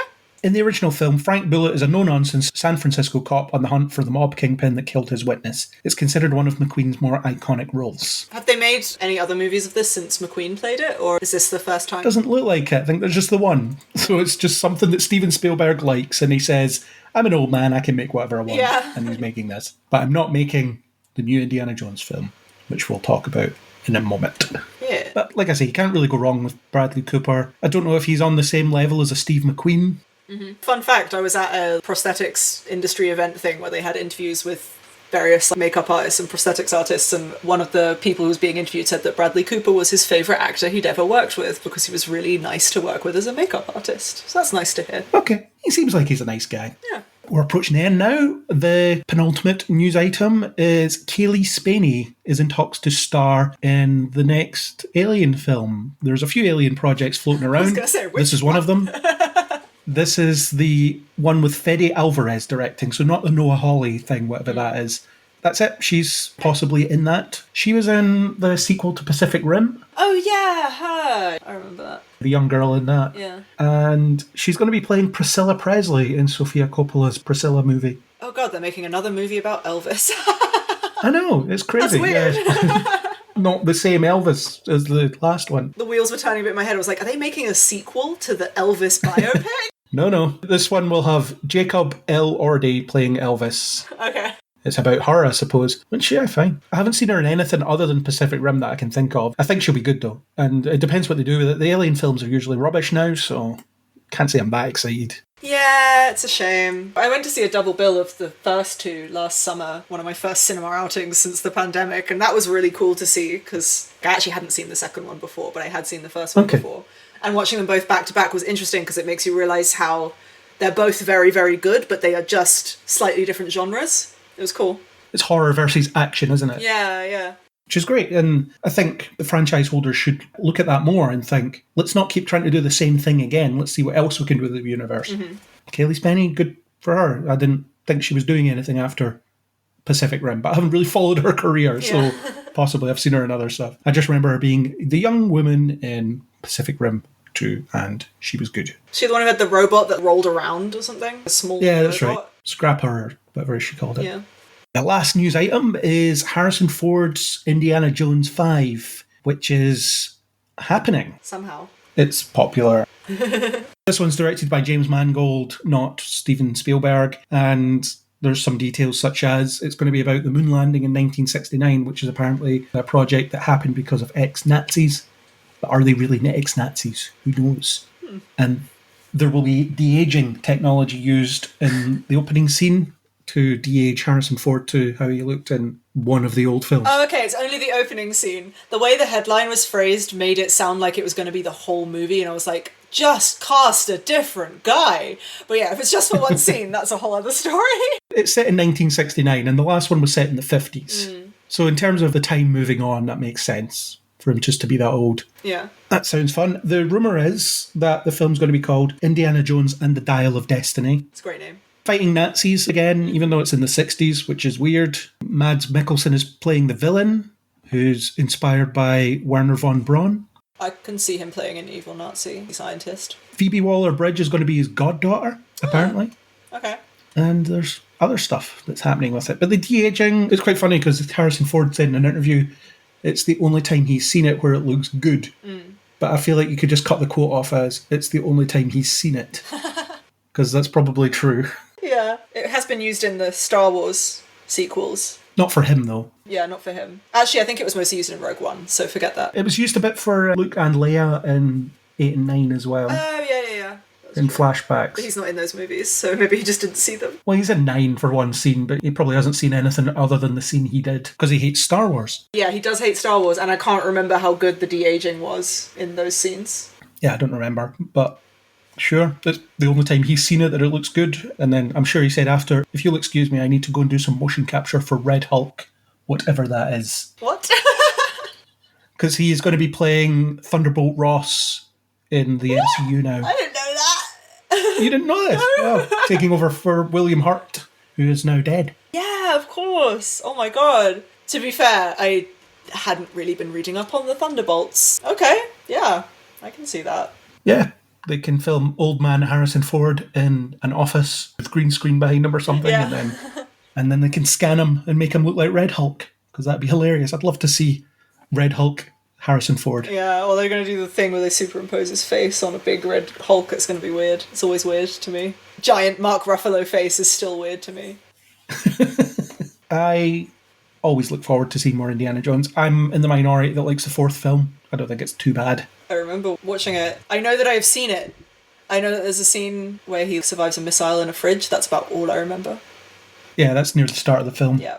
Shia LaBeouf's his son. Yeah, he's not in this. Yeah. They've got to keep plugging away at these franchises, don't they? This will probably be the last one for him, so whether they'll continue it on with someone else or they'll recast. Last month we talked about how there's plans for a TV show, probably Young Indiana Jones-esque, that he definitely won't be involved in. But I do feel like the Indiana Jones character could be like James Bond. It could just be you pass it over to someone else that's sort of middle-aged every time and do a couple and then keep doing more. Yeah, I guess. I suppose a lot of people connect Harrison Ford to that role inseparably, and I get that, but I don't think I'd be quite like that. Yeah, and it's not a character that's been set up in the same way that Doctor Who and James Bond have been to constantly change. but I'm like, make new adventure movies as well. You have your franchises, but I'd like to see some new adventure movies as well. You'll get the Disney Plus National Treasure spin-off pretty soon. Sure, I didn't know that existed. Those are fun Nicolas Cage movies, those two movies. Oh, right, They're yeah. Indiana Jones-esque. Or you can watch Tom Holland in Uncharted. No thanks, if you want. I'm I alright. wouldn't recommend it. It's okay, thanks. I don't even like the games. I like the games, but the film was awful. My problem is I can't see Tom Holland as anything other than a child. That's the thing. I remember saying this when the trailer or whatever came out for the Uncharted movie. I feel a little bad for him in the situation because he just kind of has a baby face, and we're so used to seeing him play Peter Parker, and he was a child actor too. So I think in people's heads he's just perpetually 16. He's not. Clearly, he's like in his 20s or something now, but it's weird. The thing I was reading is that Tom Holland, Haley Steinfeld, and Florence Pugh are all the same age. Oh, God. And they're playing different ages in the MCU. Yeah, that's true. Mull on that for a while. Yeah. Try and resolve that. Well, I just feel old. But yeah, Tom Holland, Yeah. he just looks young, and that's his problem. So when you see him as Nathan Drake, you're like, you're not Nathan Drake, you are just some young guy. Some child from the local school. But then you get Mark Wahlberg making fun of him for being young. It's just a terrible film. Oh yeah, Mark Wahlberg was in that too. Don't know what they were thinking with that movie. Well, he was Nathan Drake years ago before they made what they make now. But Indiana Jones is back and might be good this time. I really hope he's looking for something. I don't really want it to just be Nazis and on the moon or going to the moon and all that stuff. If he's not poking around the temple getting bitten by creatures or whatever, I'm not keen on that. We'll see what they do with it, I guess. Yeah, we will. There will be a trailer pretty soon, probably 5 minutes after we finish recording. Yeah. Just the way it goes. But anyway, that was our last item. Thank you very much for turning up for your first news outing. I hope it wasn't too strenuous. No, thank you for having me. I like just doing this with my friends and stuff in general. So this is basically just me getting to gossip about movie news with someone. It's fun. Your turn will roll around again in a few months. That's the way it goes. Maybe next time there'll be more things that are from series I actually watch involved. Maybe. That's the beauty of it. You end up seeing something, you end up thinking, oh, I didn't know I was interested in that, but now I am. Yeah, like the Space Cadet movie. I'm probably going to watch that. Well, that was November's news. I'd like to thank Neil Stenson for the supplied music. If you liked what you heard, please do hit subscribe on Spotify, Apple Podcasts, or anywhere you get your podcasts. And most of those places will let you rate and review, which would be great if you could supply some kind of star rating. But Issa, I will ask you, what kind of rating would you like? What number? 9 million, obviously. 9 million. Yes, if you can do 9 million stars, set up however many accounts that takes and just give us 5 stars on each one to get 9 million stars. Yeah. If you want to discuss anything that we discussed here, or anything else really, you can hit us up on Facebook or Twitter under Neil Before Blog, or leave a comment on neilbeforeblog.co.uk. And as always, we hope you'll join us next time on Neil Before Pod.